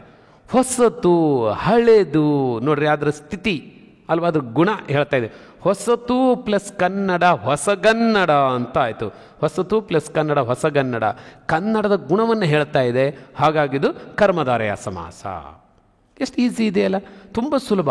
ಹಾಗೇನೆ ಇನ್ನೊಂದು ಇನಿದಾದ ಪ್ಲಸ್ ಮಾವು, ಇಮ್ಮಾವು, ಇನಿದಾದ ರುಚಿಯಾದ ಮಾವು, ರುಚಿಯನ್ನು ಹೇಳ್ತಾ ಇದೆ, ಗಾತ್ರವನ್ನು ಹೇಳ್ತಾ ಇದೆ, ಸ್ಥಿತಿಯನ್ನು ಅಥವಾ ಗುಣವನ್ನು ಹೇಳ್ತಾ ಇದೆ. ಇದು ಎಲ್ಲವನ್ನೂ ನಾವೇನಂತ ಹೇಳಿದ್ವಿ? ಕರ್ಮಧಾರೆಯ ಸಮಾಸಕ್ಕೆ ಬರುವಂಥ ಉದಾಹರಣೆಗಳಿವೆಲ್ಲವು. ಓಕೆ, ಇನ್ನೊಂದು ಸಮಾಸವನ್ನು ಅಲ್ಲಿ ಪರಿಚಯಿಸಿದರೆ ಅಂಶಿ ಸಮಾಸ ಗೊತ್ತಾಯಿತು ನಮಗೆ. ಇನ್ನೊಂದು ಅರಿ ಸಮಾಸ ಅಂತ. ಏನಿದು ಅರಿ ಸಮಾಸ ಅಂದರೆ? ಅರಿ ಅಂದರೆ ಶತ್ರು ಅಂತ ಅರ್ಥ. ಅಂದರೆ ಅರಿ ಅಂದರೆ ಮಾಡದೇ ಇರುವಂಥದ್ದು, ಅದು ಒಪ್ಪಲು ಸಾಧ್ಯವಿಲ್ಲದ್ದು, ಶತ್ರು ಅಂತ ಅರ್ಥ. ಹಾಗಾದರೆ ಯಾವುದನ್ನು ಶತ್ರು ಸಮಾಸ ಅಂತ ಕರಿತೀವಿ ಅಥವಾ ಮಾಡಬಾರ್ದು ಅನ್ನೋ ಸಮಾಸವನ್ನಂತ ಹೇಳ್ತೀವಿ ಅಂದರೆ, ನೋಡಿ, ಸಾಮಾನ್ಯವಾಗಿ ಸಂಸ್ಕೃತ ಪದ ಕನ್ನಡ ಪದ ಮಾತ್ರ ಸೇರಿಸಿ ನೀವು ಸಮಾಸ ಮಾಡಬಾರ್ದು. ಸಂಸ್ಕೃತ ಸೇರಿಸ್ಬೇಕು, ಕನ್ನಡ ಸೇರಿಸ್ಬೇಕು ಅಂತ ಇದೆ. ಇವ್ರು ಹೇಳ್ತಾರೆ ನ್ಯಾಯಸೇನ ಭಾಳ ಒಳ್ಳೆ ಮಾತು ಹೇಳ್ತಾರೆ. ಏನು ನೀವು ಸೇರಿಸೋದಾದರೆ ಸಗ್ಗಮಂ ಪೇಳುಗೊಡೆ ನೆರೆಸಗ್ಗಮಮಂ ಪೇಳಿಗೆ ತಂದಿಕ್ಕುವುದೇ ಕನ್ನಡದವಳು ಸಗ್ಗಮಂ ಇದು ಘೃತಮಮಂ ತೈಲಮಂ ಬೆರೆಸಿದಂತೆ ಆದುದು ಅನ್ನೋ ಮಾತನ್ನು ಹೇಳ್ತಾರೆ. ಅಂದರೆ ನೀನು ಸಂಸ್ಕೃತ ಹೇಳ್ತೀಯ, ಬರೀ ಸಂಸ್ಕೃತದಲ್ಲಿ ಮಾತಾಡಿ, ಸಂಸ್ಕೃತ ಪದಗಳನ್ನೇ ಬರೀರಿ. ಇಲ್ಲ ಕನ್ನಡದಲ್ಲಿ ಹೇಳ್ತೀರ, ಕನ್ನಡ ಪದಗಳನ್ನೇ ಬಳಸ್ಕೊಂಡು ನೀವು ಪದಗಳನ್ನು ರಚಿಸ್ರಿ. ಅದನ್ನು ಕನ್ನಡಕ್ಕೆ ಸಂಸ್ಕೃತಕ್ಕೆ ಅಥವಾ ಸಂಸ್ಕೃತಕ್ಕೆ ಕನ್ನಡ ಬೆರೆಸಬೇಡಿ ಅಂತ ನ್ಯಾಯಸೇನ ಹೇಳ್ತಾನೆ. ಅಂದರೆ ಇಲ್ಲೇನು ಕನ್ನಡದ ಸ್ವಭಾವನೆ ಬೇರೆ, ಸಂಸ್ಕೃತದ ಭಾಷೆಯ ಸ್ವಭಾವನೆ ಬೇರೆ, ಎರಡಕ್ಕೂ ಹೊಂದಿಕೆ ಆಗೋದಿಲ್ಲ ಅನ್ನೋದು ಅವನ ಉದ್ದೇಶ ಆಯಿತಾ. ಆದರೂ ನಮ್ಮ ಕವಿವರಿಯರು ಏನು ಮಾಡಿಬಿಟ್ಟಿದ್ದಾರೆ, ಹಿಂದೆ ಸಂಸ್ಕೃತ ಮತ್ತು ಕನ್ನಡ ಪದಗಳನ್ನು ಸೇರಿಸಿ ಬರೆದು ಬಿಟ್ಟಿದ್ದಾರಲ್ಲ. ಕೆಲವೆಲ್ಲ ಪದಗಳು, ಹೊಸ ಪದಗಳು ರಚನೆ ಆಗಿಬಿಟ್ಟಿದ್ದಾವೆ. ಹಂಗೆ ಪೂರ್ವ ಪದ ಒಂದು ಕನ್ನಡ ಪದ, ಉತ್ತರ ಪದ ಸಂಸ್ಕೃತ ಪದ, ಎರಡು ಸೇರಿಬಿಟ್ಟು ಒಂದು ಸಮಾಸ ಪದ ಆಗಿಬಿಟ್ಟಿದೆ. ಹಂಗೆ ಮಾಡಬಾರ್ದು ಅಂತ ಹೇಳಿರೋದ್ರಿಂದ ಅಂಥವು ಯಾವ್ಯಾವಿದೆ ಅವೆಲ್ಲವನ್ನೂ ಅರಿ ಸಮಾಸ ಅಂತ ಕರೆದುಬಿಟ್ರೆ ಅಷ್ಟೇ. ತುಂಬ ಸುಲಭ. ಉದಾಹರಣೆಗೆ ಮಂಗಳ ಪ್ಲಸ್ ಆರತಿ, ಮಂಗಳಾರತಿ ಅಂತ ಮಾಡಿ. ಮಂಗಳ ಅನ್ನೋದು ಸಂಸ್ಕೃತ ಪದ, ಆರತಿ ಅನ್ನೋದು ಕನ್ನಡ ಪದ. ಎರಡು ಸೇರಿಸಬಾರ್ದು ಅಂತ ಇದೆ, ಆದರೂ ಸೇರಿಸಿ ಮಂಗಳಾರತಿ ಅಂತ ಬಳಸ್ತಾ ಇದ್ದೇವೆ ಈಗ ನಾವು. ಹಿನ್ನೋರು ಕವಿಗಳು ಯಾರೋ ರಚನೆ ಮಾಡಿಬಿಟ್ಟಿದಾರಂಥ ಹೊಸ ಪದ, ಅದು ಅಕ್ಸೆಪ್ಟ್ ಆಗಿಬಿಟ್ಟಿದೆ. ಅಂಥವನ್ನೆಲ್ಲ ಒಂದು ಪಟ್ಟಿಯಲ್ಲಿ ಸೇರಿಸ್ತಾರೆ. ಇದು ಅರಿ ಸಮಾಸದ ಪಟ್ಟಿ ಅಂತ ಅರ್ಥ. ತುಂಬ ಸುಲಭ. ಎಸ್, ಈಗ ನಾವೀಗ ಇಲ್ಲಿ ಕೊಟ್ಟಿರುವಂಥ 4 ಏನು ಸಮಾಸಗಳ ವಿಧಗಳಿದ್ದಾವೆ ಅವಾಗ ಗಮನಿಸಿದ್ವಿ. ಬಹುರ್ವಿ ಸಮಾಸ ಅಂದರೆ ಏನು ಗೊತ್ತಾಯಿತು, ಕರ್ಮಧಾರಯ ಸಮಾಸ ಅಂದ್ರೆ ಗೊತ್ತಾಯಿತು, ಅಂಶ ಸಮಾಸ ಅಂದ್ರೆ ಗೊತ್ತಾಯಿತು, ಅರಿ ಸಮಾಸ ಅಂತ ಗೊತ್ತಾಯಿತು. ಇನ್ನೂ ಕೆಲವು ಸಮಾಸಗಳು ಇದ್ದಾವ? ಹೌದು, ಇದ್ದಾವೆ. ಹಂಗಾರೆ ಯಾವ್ಯಾವ ಸಮಾಸಗಳಿದ್ದಾವೆ? ತತ್ಪುರುಷ ಸಮಾಸ ಅಂತ ಇದೆ, ದ್ವಿಗು ಸಮಾಸ ಅಂತ ಇದೆ, ದ್ವಂದ್ವ ಸಮಾಸ ಅಂತ ಇದೆ, ಗಮಕ ಸಮಾಸ ಅಂತ ಇದೆ, ಕ್ರಿಯಾ ಸಮಾಸ ಅಂತ ಇದೆ. ಅಕಸ್ಮಾತ್ ಮುಂದಿನ ಪರೀಕ್ಷೆಗಳಲ್ಲಿ ಈ ಥರದ ಸಮಾಸಗಳು ಯಾವುದಾದ್ರು ಕೇಳಿಬಿಟ್ರೆ ಸ್ವಲ್ಪ ಕಷ್ಟ ಆಗುತ್ತೆ ಅಲ್ವಾ? ಹಾಗಾಗಿ ತಮಗೆ ಈ ವಿಷಯದಲ್ಲಿ ಕೊರತೆ ಆಗಬಾರ್ದು ಅನ್ನೋ ನಮ್ಮ ಉದ್ದೇಶ. ಹಾಗಾಗಿ ಇಲ್ಲಿ ನಾನು ತತ್ಪುರುಷ ಸಮಾಸ ಅಂದ್ರೆ ಏನು ಅಂತ ಸ್ವಲ್ಪ ನಿಮ್ಮ ಗಮನಕ್ಕೆ ತರ್ತೀನಿ. ನೋಡಿ, ತತ್ಪುರುಷ ಸಮಾಸ ಅಂತಂದರೆ ಎರಡು ಪದಗಳು ಸೇರಿ, ಎರಡು ಪೂರ್ವ ಪದ ಮತ್ತು ಉತ್ತರ ಪದ ಎರಡು ಪದಗಳು ಸೇರಿ ಒಂದು ಸಮಾಸ ಪದ ಆಗುವಾಗ ಸಮಾಸ ಪದದ ಅರ್ಥವು ಪೂರ್ವ ಪದದ್ದಾದರೂ ಹೆಚ್ಚು ಫೋಕಸ್ ಮಾಡಬೇಕು, ಇಲ್ಲ ಉತ್ತರ ಪದದ್ದಾದರೂ ಫೋಕಸ್ ಮಾಡಬೇಕು. ಅದ್ರ ಮೇಲೆ ಸಮಾಸಗಳನ್ನು ಹೆಸರು ಅಂತ ಹೇಳಿಬಿಟ್ಟೆ ಈಗ ನಾನು. ಹಾಗಾಗಿ ಇಲ್ಲಿ ಪೂರ್ವ ಪದದಲ್ಲಿ ಗುಣವಾಚಕ ಆಗಿದ್ದು ಅದು ಪ್ರಧಾನವಾಗಿದ್ದರೆ ಅದು ಕರ್ಮಧಾರಯ ಸಮಾಸ ಆಗಿಬಿಡ್ತು. ಹಾಗಿದ್ರೆ ಉತ್ತರ ಪದದ ಅರ್ಥ ಪ್ರಧಾನವಾಗಿದ್ದರೆ, ಸಮಾಸ ಪದದಲ್ಲಿ ಉತ್ತರ ಪದದ ಅರ್ಥ ಪ್ರಧಾನವಾಗಿದ್ದರೆ ಅದನ್ನೇ ತತ್ಪುರುಷ ಸಮಾಸ ಅಂತ ಕರೀತಾರೆ. ತುಂಬ ಸುಲಭ. ಒಂದು ಎಕ್ಸಾಂಪಲ್ ನೋಡಿದರೆ ನಿಮಗೆ ಸುಲಭ ಆಗುತ್ತೆ. ನೋಡಿ, ಅರಮನೆ ಅಂತ ಒಂದು ಪದ ಇದೆ. ಅರಮನೆ ಇದು ಸಮಾಸ ಪದ. ಹೇಗೆ ರಚನೆ ಆಯ್ತಿದ್ದು ಅರಮನೆ ಅನ್ನೋದು? ಅರಸನ ಪ್ಲಸ್ ಮನೆ ಅನ್ನೋ ಎರಡು ಪದಗಳು ಸೇರಿ ಒಂದು ಪದ ರಚನೆ ಆಗಿದೆ. ಹಾಗಿದ್ರೆ ಅರಸನ ಅನ್ನೋದು ಪೂರ್ವ ಪದ, ಮನೆ ಅನ್ನೋದು ಉತ್ತರ ಪದ. ಅವೆರಡೂ ಸೇರಿದಾಗ ಅರಮನೆ ಅಂತ ಒಂದು ಹೊಸ ಪದ ರಚನೆ ಆಯ್ತಲ್ಲ, ಇದನ್ನು ನಾವು ಸಮಾಸ ಪದ ಅಂತ ಕರಿತೀವಿ. ಈ ಸಮಾಸ ಪದದಲ್ಲಿ ಅರಮನೆ ಅನ್ನುವಂಥ ಸಮಾಸ ಪದದಲ್ಲಿ ಅರಸನ ಅನ್ನೋದು ಪ್ರಧಾನನೋ ಮನೆ ಅನ್ನೋದು ಪ್ರಧಾನನೋ? ನೋಡಿ, ಇದು ಅರಮನೆ ಇದ್ದಂಗಿದೆ ಅಂದರೆ ಅಲ್ಲಿ ನಮಗೆ ಅರಸ ಕಾಣ್ತಾ ಇಲ್ಲ, ಮನೆ ಕಾಣ್ತಾ ಇದೆ. ಮನೆನ ನಾವು ಗುರುತಿಸಿ ಹೇಳ್ತಾ ಇದ್ದೇವೆ ಇದು ಅರಮನೆ ಅಂತ. ಹಾಗಾಗಿ ಉತ್ತರ ಪದದ ಅರ್ಥ ಈ ಅರಮನೆ ಅಂದರೆ ಸಮಾಸ ಪದದಲ್ಲಿ ಪ್ರಧಾನವಾಗಿ ಕಾಣ್ತಾ ಇದ್ದರೆ ಅದನ್ನೇ ನಾವೇನಂತ ಕರಿಬೇಕು? ನಾವು ತತ್ಪುರುಷ ಸಮಾಸ ಅಂತ ಕರಿಬೇಕು. ಇನ್ನೊಂದು ಎಕ್ಸಾಂಪಲ್ ನೋಡಿದರೆ ನಿಮಗೆ ಕ್ಲಿಯರ್ ಆಗುತ್ತೆ. ನೋಡಿ, ತಲೆಯಲ್ಲಿ ಪ್ಲಸ್ ನೋವು, ತಲೆನೋವು. ನೋಡಿ, ತಲೆನೋವು ಅಂದ ತಕ್ಷಣ ನಮಗೆ ಹೇಳ್ತಾ ಇರೋದು ನೋವಿಗೆ ಹೆಚ್ಚು ಒತ್ತು ಕೊಡ್ತಾ ಇದ್ದೇವೆ, ತಲೆಗಲ್ಲ. ಅಯ್ಯೋ ತಲೆನೋವು ಏನು ಮಾಡಲಿ ಅಂತಂದರೆ ನೋವನ್ನು ಎಕ್ಸ್ಪ್ರೆಸ್ ಮಾಡ್ತಾ ಇದ್ದೀವಿ ಇಲ್ಲಿ. ಹಾಗಾಗಿ ತಲೆ ಅನ್ನೋದು ಗೌಣ ಆಗುತ್ತೆ, ನೋವು ಅನ್ನೋದು ಪ್ರಧಾನವಾಗುತ್ತೆ ಯಾವುದರಲ್ಲಿ? ತಲೆನೋವು ಅನ್ನುವಂಥ ಸಮಾಸ ಪದದಲ್ಲಿ. ಹಾಗಾಗಿ ಇದು ಸಹಿತ ತತ್ಪುರುಷ ಸಮಾಸ. ಇನ್ನೂ ಒಂದು ಎಕ್ಸಾಂಪಲ್ ನೋಡಿ, ಬೆಟ್ಟದಾವರೆ ಅಂತ ಹೇಳುವ ಒಂದು ಪದ ಇದೆ. ಅಂದರೆ ಬೆಟ್ಟದ ಪ್ಲಸ್ ತಾವರೆ, ಬೆಟ್ಟದಾವರೆ ಅಂತ ಆಗುತ್ತೆ. ಈ ಬೆಟ್ಟದಾವರೆ ನೋಡಿ, ಇದು ಬೆಟ್ಟದಾವರೆ ಅಂದರೆ ಅಲ್ಲಿ ಕಾಣ್ತಾ ಇರೋದು ನಮಗೆ ತಾವರೆ ಹೂವು, ಬೆಟ್ಟ ಅಲ್ಲ. ಹಾಗಾಗಿ ಬೆಟ್ಟದ ಅನ್ನೋದು ಪೂರ್ವ ಪದ, ತಾವರೆ ಅನ್ನೋದು ಉತ್ತರ ಪದ. ಸಮಾಸ ಪದ ಬೆಟ್ಟದಾವರೆ ಅನ್ನೋದರಲ್ಲಿ ಉತ್ತರ ಪದದ ಅರ್ಥ ಪ್ರಧಾನವಾಗಿ ಕಾಣ್ತಾ ಇದೆ. ಹಾಗಾಗಿ ಇದನ್ನು ನಾವೇನನ್ಬೇಕು? ತತ್ಪುರುಷ ಸಮಾಸ ಅಂತ ಕರಿಬೇಕು. ಇದನ್ನೇ ನಾನು ಒಂದು ಸ್ವಲ್ಪ ಚೇಂಜ್ ಮಾಡಿ ಹೇಳ್ತೀನಿ. ನೋಡಿ, ಕೆಂದಾವರೆ ಅಂತ ಒಂದು ಪದ ಇದೆ ಅಂತ ಅಂದ್ಕೊಳ್ಳಿ. ಬೆಟ್ಟದಾವರೆ ಹೇಗೋ ಹಾಗೆ ಕೆಂದಾವರೆ. ಕೆಂಪಾದ ಪ್ಲಸ್ ತಾವರೆ, ಕೆಂದಾವರೆ. ಯಾವ ಸಮಾಸ ಇದು? ಎಸ್, ಬಹಳ ಬುದ್ಧಿವಂತರಿದ್ದೀರಿ, ಕರೆಕ್ಟು. ಕೆಂಪು ಅಂದರೆ ಬಣ್ಣಗಳನ್ನು ಹೇಳುವಾಗ, ಗಾತ್ರವನ್ನು ಹೇಳುವಾಗ, ಸ್ಥಿತಿಯನ್ನು ಹೇಳುವಾಗ ಇದನ್ನು ಗುಣ ಅಂತ ಕರಿತೇವೆ. ಇವನ್ನ ಗುಣವಾಚಕ, ಪೂರ್ವ ಪದ ಗುಣವಾಚಕ ಆಗಿದೆ. ಹಾಗಾಗಿ ಇದು ಕರ್ಮಧಾರೆಯ ಸಮಾಸ ಆಗುತ್ತೆ. ಕೆಂದಾವರೆ ಕರ್ಮಧಾರೆಯ ಸಮಾಸ, ಬೆಟ್ಟದಾವರೆ ತತ್ಪುರುಷ ಸಮಾಸ. ಈ ವ್ಯತ್ಯಾಸವನ್ನು ಗುರುತಿಸಕ್ಕೆ ಬರಬೇಕು ನೀವು, ಬಹಳ ಇಂಪಾರ್ಟೆಂಟಾಗಿ. S, good. ನೆಕ್ಸ್ಟ್ ಇನ್ನೊಂದು ಸಮಾಸವನ್ನು ನೋಡ್ತಾ ಇದ್ದೀವಿ, ದ್ವಿಗು ಸಮಾಸ ಅಂತ ಇದೆ. ದ್ವಿಗು ಸಮಾಸ ಪರೀಕ್ಷೆಯಲ್ಲಿ ತುಂಬ ಸರಿ ಕೇಳ್ತಾರೆ ಇದನ್ನು. ದ್ವಿಗು ಸಮಾಸ ಅಂದರೆ ಏನು ಅಂತ ನೋಡಿ, ತುಂಬ ಸುಲಭ. ಪೂರ್ವ ಪದ ಸಂಖ್ಯಾವಾಚಕ ಆಗಿರಬೇಕು, ಉತ್ತರ ಪದ ಒಂದು ಮಾಮೂಲಿ ನಾಮಪದ ಆಗಿರಬೇಕು. ಇವೆರಡರಿಂದ ಒಂದು ಹೊಸ ನಾಮಪದ ರಚನೆ ಆದರೆ ಅದೇ ದ್ವಿಗು ಸಮಾಸ ಪದ. ಒಂದು ಎಕ್ಸಾಂಪಲ್ ನೋಡಿ, 3 ಅಲ್ವಾ ಪ್ಲಸ್ ಕಣ್ಣು, ಮುಕ್ಕಣ್ಣು. ಮುಕ್ಕಣ್ಣು 3 ಕಣ್ಣು ಅಂತ ಅರ್ಥ. ಇದನ್ನೇ ಸ್ವಲ್ಪ ಟ್ವಿಸ್ಟ್ ಮಾಡಿ ಕೇಳ್ತಾರೆ, ಮುಕ್ಕಣ್ಣ ಅಂತ ಕೇಳ್ತಾರೆ. ಮುಕ್ಕಣ್ಣ, ಮುಕ್ಕಣ್ಣ ಅಂತ ತಕ್ಷಣ ಅಣ್ಣ ಯಾರೋ ಪರ್ಸನ್ನನ್ನು ಗುರುತಿಸ್ತಾ ಇದ್ದೀವಿ. 3 ಕಣ್ಣುಳ್ಳವನು ಯಾರೋ, ಅವನೇ ಮುಕ್ಕಣ್ಣ, ಶಿವ. ನೋಡಿ, ಶಿವನ ಲಕ್ಷಣವನ್ನು ಇದು ವಿವರಿಸ್ತಾ ಇದ್ರೆ ಇದು ಬಹುರ್ವಿ ಸಮಾಸಕ್ಕೆ ಹೋಗ್ಬಿಡುತ್ತೆ.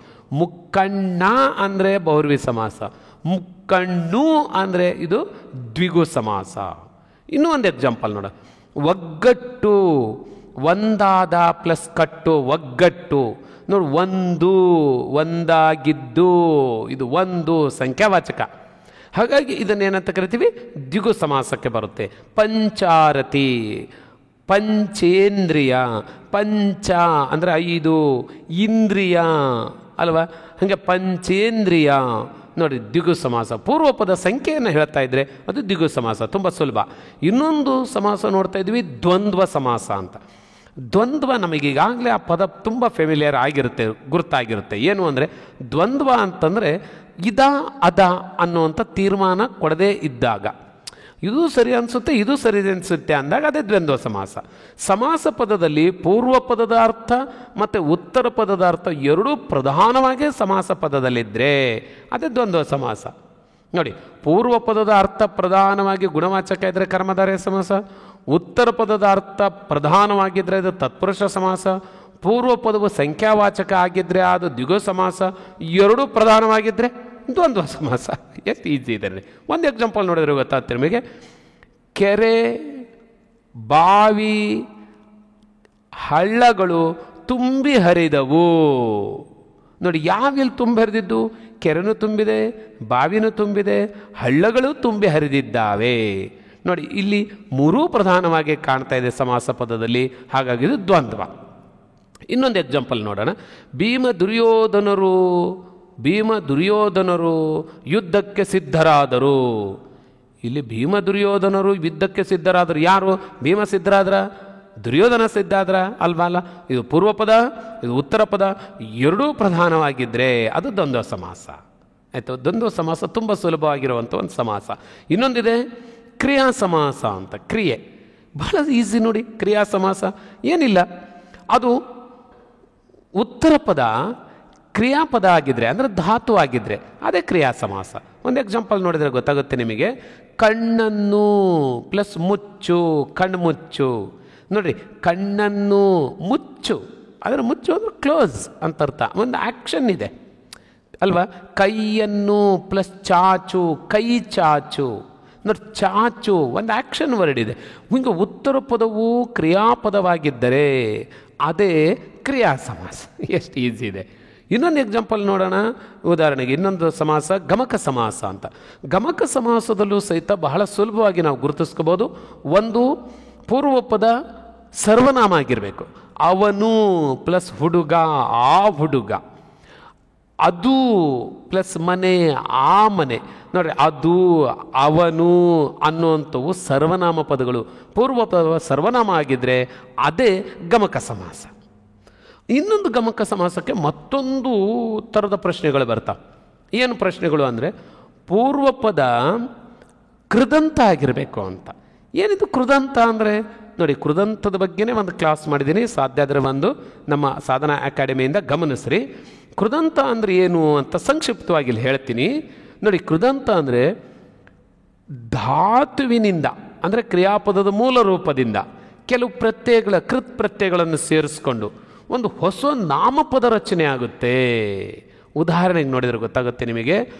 ಓಡು, ಓಡು, ಓಡೋ ಅಂದ ತಕ್ಷಣವೇ ಓಟ ಶುರು ಆಗುತ್ತೆ. ಓಡೋ ಅಂದರೆ ಆ್ಯಕ್ಷನ್ ವರ್ಡ್ ಇದು. ಓಡು ಅಲ್ವಾ, ಪ್ಲಸ್ ಟ ಅನ್ನೋ ಒಂದು ಪ್ರತ್ಯಯ, ಕೃತ್ ಪ್ರತ್ಯಯ ಇದೆ, ಟ ಅಂತಂದು. ಓಟ ಅಂದ ತಕ್ಷಣವೇ ಅದು ಓಟ ಅನ್ನೋದು ಕ್ರಿಯಾಪದ ಆಗೋದಿಲ್ಲ, ಒಂದು ನಾಮಪದ ಆಗ್ಬಿಡ್ತು. ಓಟದ ಆಟ. ನೋಡಿ, ಓಟದಲ್ಲಿ ಅವನು ಪ್ರಥಮ ಸ್ಥಾನ ಬಂದನು ಅಥವಾ ಗೆದ್ದನು. ನೋಡಿ, ಓಟದ ಆಟದಲ್ಲಿ ಓಟ ಅನ್ನೋದು ಒಂದು ನಾಮಪದವಾಗಿ ಪರಿವರ್ತನೆ ಆಯಿತು. ಅದರ ಮೂಲದಲ್ಲಿ ಇದು ಹೆಂಗೆ ಬಂದಿದ್ದು? ಧಾತುವಿನಿಂದ. ಓಡು ಪ್ಲಸ್ ಟ. ಹಾಗೆ ಇನ್ನೊಂದು ಎಕ್ಸಾಂಪಲ್ ನೋಡೋಣ. ಮಾಡು ಪ್ಲಸ್ ಅಡಿಗೆ, ಮಾಡಿದಡಿಗೆ ಅಂತ ಬರುತ್ತೆ. ಮಾಡಿದ, ಮಾಡು ಪ್ಲಸ್ ದ ಪ್ಲಸ್ ಅಡುಗೆ, ಮಾಡು ಪ್ಲಸ್ ದ. ನೋಡಿ, ಮಾಡು ಅನ್ನುವಂಥದ್ದು ಧಾತು, ದ ಅನ್ನೋ ಒಂದು ಪ್ರತ್ಯಯ ಸೇರಿಸ್ಕೊಂಡು ಮಾಡಿದ ಅಂತ ಆಗ್ಬಿಡುತ್ತೆ. ಮಾಡಿದ್ದ ಅನ್ನೋದಿದೆಯಲ್ಲ, ಇದು ಕೃದಂತ ನಾಮಪದ. ಅ ಅನ್ನೋ ಪ್ರತ್ಯಯ ಇದೆ. ನೋಡಿದ, ಬರೆದ. ಮುಂದಕ್ಕೆ ಇದು ಉತ್ತರ ಪದ ಆಗ್ಬಿಡ್ತು. ಅಂದರೆ ಕೃದಂತ ಉತ್ತರ ಪದ. ಅಲ್ಲ ಪೂರ್ವ ಪದ. ಉತ್ತರ ಪದ ಅಡುಗೆ, ಪತ್ರ, ಈ ಥರ ಏನಾದ್ರು ಬರ್ಬೋದು. ಬರೆದ ಪ್ಲಸ್ ಪತ್ರ, ಬರೆದ ಪತ್ರ. ಮಾಡಿದ ಪ್ಲಸ್ ಅಡುಗೆ, ಮಾಡಿದಡಿಗೆ.